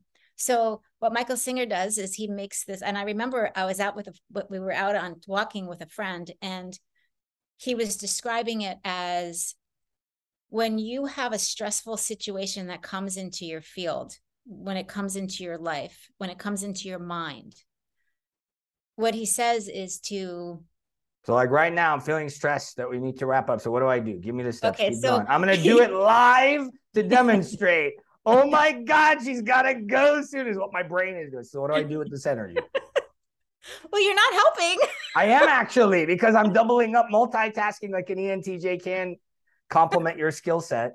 So what do I do with that? You're teaching and I'm demonstrating live. So keep going. So Okay, it drops in. So yeah, this drops into your So I'm field. feeling stress. What do I do? So it's like right in front of you, right? It's right Most here. of the time we see so I'm going to things right in move front the of energy and pay attention Yes, to it being here. it's in front of you, right? Okay. So what we want to do is we want to physically lean our bodies back. So you're almost inviting me to kind of the exercise it feels like. So I take my stress and put it in front of me, almost like I'm visualizing it or energetically. Is that what you mean? It's like you're feeling it. You're feeling something like, yeah. And so then I'm behind it. Is that what you're telling me? You're behind it. Okay. And then you said what? Lean out. So almost like visualize myself kind of separating from it. Is that what you mean? Separating from it. And actually during this time, like what you just did there, where you're actually able to show that separation, like when you did this, and I think that this is probably why, but when I did it on purpose. Yeah, having the stress here and you're leaning back, there's a separation. So you're able to, that blocked energy. That felt good. It's almost as if the energy went whoosh, seriously, whoosh, right here. And because I'm advanced and I've done this work and I play the guinea pig on this season when we do these demonstrations, it literally felt the whoosh of CSF. Yeah. The cerebral spinal fluid even shifted because I'm at that level of awareness and interoception. Right. So, but it's not going to start there. It's going to start with just a feeling of a little bit of relief. Correct. Just a little bit of relief. Because I'm more advanced, I notice those subtle palpitations even more. So yeah, correct. At the first, you separate. Now, what is happening viscerally? Do you know, like biophysically, what that shift of awareness and consciousness and energetic shift, what does that do biophysically? Well, I think that now this is just what it's a hunch. Yeah, I know, because nobody's ever probably done a quantitative experiment actually with it. That where's your focus? It's not on the problem anymore, right? It's back into your body. It's back. Makes sense. Back into where the focus goes, the energy flows. So it's self-perpetuating loops within the nervous system. Always. So it's firing nervous, anxious, and it's self-perpetuating. So it seems like you break that, let's not say break that cycle, which is the karmic loop gets broken. You're separating that stuck energy to be released, right? You're separating. So it's like the energy is stuck, like in, say, wherever you feel it viscerally. And I go into a lot of this. Well, it's because we keep it stuck, right, Doc? I mean, that's that self-perpetuating. Yeah. So it's like, we've talked about this where we feel our blocked energy in our body. It's always coming back to the body. Yeah. Where we're able to actually visualize leaning away and letting that energy come up, like almost like Michael Singer talks about it like a river, a flowing river, and you're able to release. Well, because the energies, as I teach, and you may know, there's grids and advanced energy circuits we're connected to. Even you don't even have to go there. Even on a very basic level, what it sounds like is when you do that, you kind of shift out of that suffering mode, out of that. Yes. And then there's like experiment mode. What do we do? Like, we have a problem. We want to attack it. Which again self-perpetuates the suffering, the stress, the anxiety. It loops. So we're leaning back. We're leaning away. Which the science, real quick, is there's that experiment right on entrainment where they take all of these little things that are going like those little balls, and they eventually synchronize. What now that science is proving in science-based energy healing, that healing is automatic if we allow it. So is it correct to say, Doc, in this simple process of leaning out, taking the energy, putting it in front of you, again, visualizing and feeling a leaning away separation, that it almost automatically, you already said it dissipates the energy. Is it almost like it automatically sets us into parasympathetic too? Is that an accurate hunch? Yes. So then the energy self-organize, as that experiment shows us, which is a basic scientific principle, and healing happens automatically, which is what Singer says, then the energy dissipates. Right, but it's also intentional. This has to be done intentionally, right? So which is, what do you mean by that? Wrap up with that. What do you mean by intention? Not automatically, like you're saying automatically. Correct. So tell us about intention. What do you mean by that? Intention, like this is something you want, you have a desire for. You have a desire to learn. You have a desire to feel better. You want nothing better than to feel better, right? That's your main. So you cast almost like a intention. This is why I'm doing this. Knowing it. Knowing that is what. So there's a purpose to it. There's a purpose and there's a goal. There's a goal is to feel better, right? And And there will be, like, I found personally, there was a slight relief when I first did it. And then it got more and more and more. But what was fascinating to me, and I don't know any of the science behind this, maybe you do. The next day after doing this, I felt phenomenal. It was the next day. Yeah, because that's the seagull curve that they studied with drugs. I mean, because it ebbs and flows in spirituality. It's going to get worse to get better. So it takes a while to get the junk out of the system, including the biophysical, the heart, the mind, and then the energetic system. So I would say, yeah, that's why, because then once it's all relieved, the system's reset, homeostasis is rebalanced, reestablished, let's say, recalibrate. And then that's why you felt, because you've almost reset it without the suppressed nervous system energy weighing you down. Which then operating at a higher frequency, operating at a higher resonance, at a higher coherent state, which is then in the woo-woo, the samkhara, the density is relieved, which is the work. Yes, that's exactly what it is. And you mean I know what I'm doing, Doc? No way. But anybody who is interested in, this is not in any of Michael Singer's books. It is actually. I think it's in the first one. No, he talks about it a little bit. Does he? Yeah, because maybe. I did it in the laundromat on my sabbatical. Yes, but I didn't. You're right. You're absolutely right. But he doesn't explicitly say it's a technique because of the way Michael teaches. Techniques. Yeah, right. But he does. He has a workshop. He has. If you go Why don't you send me the link for the sake of time, and we'll put it in the description of the video, as well as the information on Miriam, which you can find out about. Miriam, last thing, parting words, either to teenagers that are listening. We didn't really wrap up. One last thing is anything in terms of their purpose, being seen, especially regarding kids, parents, anybody listening. Final words before we wrap up. This is one of my big messages to teenagers, to kids. If something feels off to you, no matter what it is, if it feels off to you, it's off. There's no need to ask a friend, a parent, a neighbor. There's no need to ask anybody. You have to learn to trust yourself. And if it feels off to you, it's off for you. Same with parents, right? That you said that earlier, intuition versus external authority. If their doc wants to give your kid scissor, number one, look at why your intention for giving your kid scissor, that codeine-based cough syrup that us millennials from rappers called scissor, to refresh your memory from an hour ago. Ask why, as Miriam alluded to. And then secondly, this is the other important part that you're drawing out, is trust your instincts if it doesn't feel right. Yes. Even if the doctor's saying it. Yeah. And as a kid, as she alluded to, if it doesn't feel right, it's not for you. Trust your instincts. Yeah. Pave a new way. The whole purpose of this show. They're going to be so much closer. They're so much closer to that instinct. They don't have all baggage on top. They're not jaded. They're not energetically imprinted. Yes. So if there's something that, feels really right to you and not to other people, there's something in there that's right for you. So explore it. Talk about it, find somebody you feel safe with and let it out. That's where the genius comes, right? That's where our genius comes. That's what you said earlier about yourself, right? It made sense to you, maybe not to others. So if you're listening, take a page about her own story, right? There's nothing wrong with you if you go against the grain. There's literature on this called Paving the Road Less Traveled. And that's what we need, as Miriam said earlier. That's what we need of you, future leaders. And if you're a parent or a teacher of a future leader, as Fred Rogers said, you're one of the most important people of the world. And this beautiful soul sister is one of the most important people, because her and other doctors, consultants that are bringing this wellness, mindfulness, and consciousness. And I respect the way she's doing it, because she's taking an authentically powerful stand to come through and share that some of the people are extrasensory, some of them are gifted, some of them are asynchronous learners, some of them need this special, let's say, I can't even say special like they're better, this care, and we all need it, not only them, everybody. So Miriam, any parting words before we wrap up? And then we will put Michael Singer's information in there, because we both are groupies, loving divine groupies in a funny way. And then also your information, Miriam, they'll find below. Any parting words before we wrap up on, I hope this isn't the last time you come on. I mean, I know it's a bold step. I know you shared a lot, felt inspired, all this. I hope we can bring you back, because there's so much more I sense we could have covered, and we can cover again. Who knows? Yeah. Any parting words? Anything you want to leave the audience with? No, just thank you. I really, this was quite an experience for me. Very different from what I ever thought that I really would be doing at this point.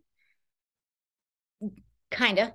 How so? Elaborate real quick before we wrap up. You can't leave us with that cliffhanger. Just because I'm so hidden behind my scientific mind and the way that I normally teach scientifically, that it's still scary for me to bring some of this out in public. I'm a very private person, and this is private.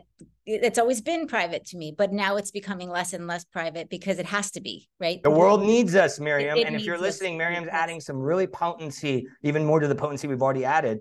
That's the trepidation many of my clients had. That's the trepidation I had. Because my gifts are more extrasensory than most. Doesn't mean I'm better than. It means I'm freaking weird if I were to really, and I have been. The episode after this, Lee Everett, God bless him, protege, where you will see natural shamanism. You will see stuff that may challenge you. So come back for that episode, especially if you came through Miriam's left hemisphere dominant, science-based, evidentiary only network. We're all one. Doesn't matter. I was a scientist, and technically I'm a soul scientist. If you don't understand what that means, well, that's okay. As Miriam said, it makes sense to me. It doesn't have to make sense to other people because I'm vulnerably in my power. Miriam, thank you for being here. Thank you so much for joining us on another episode of the Vulnerable Power Show, season 3, well underway, episode 3 of season 3. 3, a master number for a soul sister who, thank you for your candor. Thank you for sharing more of yourself and exemplifying why I bring leaders like you on that embody ascending leadership. Wherever you're at on your journey, if you're not a parent or a parent, not a teacher or a teacher in whatever capacity, technically we're all teachers in some capacity, these things apply to all of us. Take it on, see what resonates, trust your intuition, not me, not Miriam, trust your intuition. We'll share with you where to go, what to do, and different tools. You apply it yourself. Miriam, again, thank you for joining us. If you like this, share it, subscribe, and come back again. Until next time, love, blessings, and most importantly, authentic empowerment.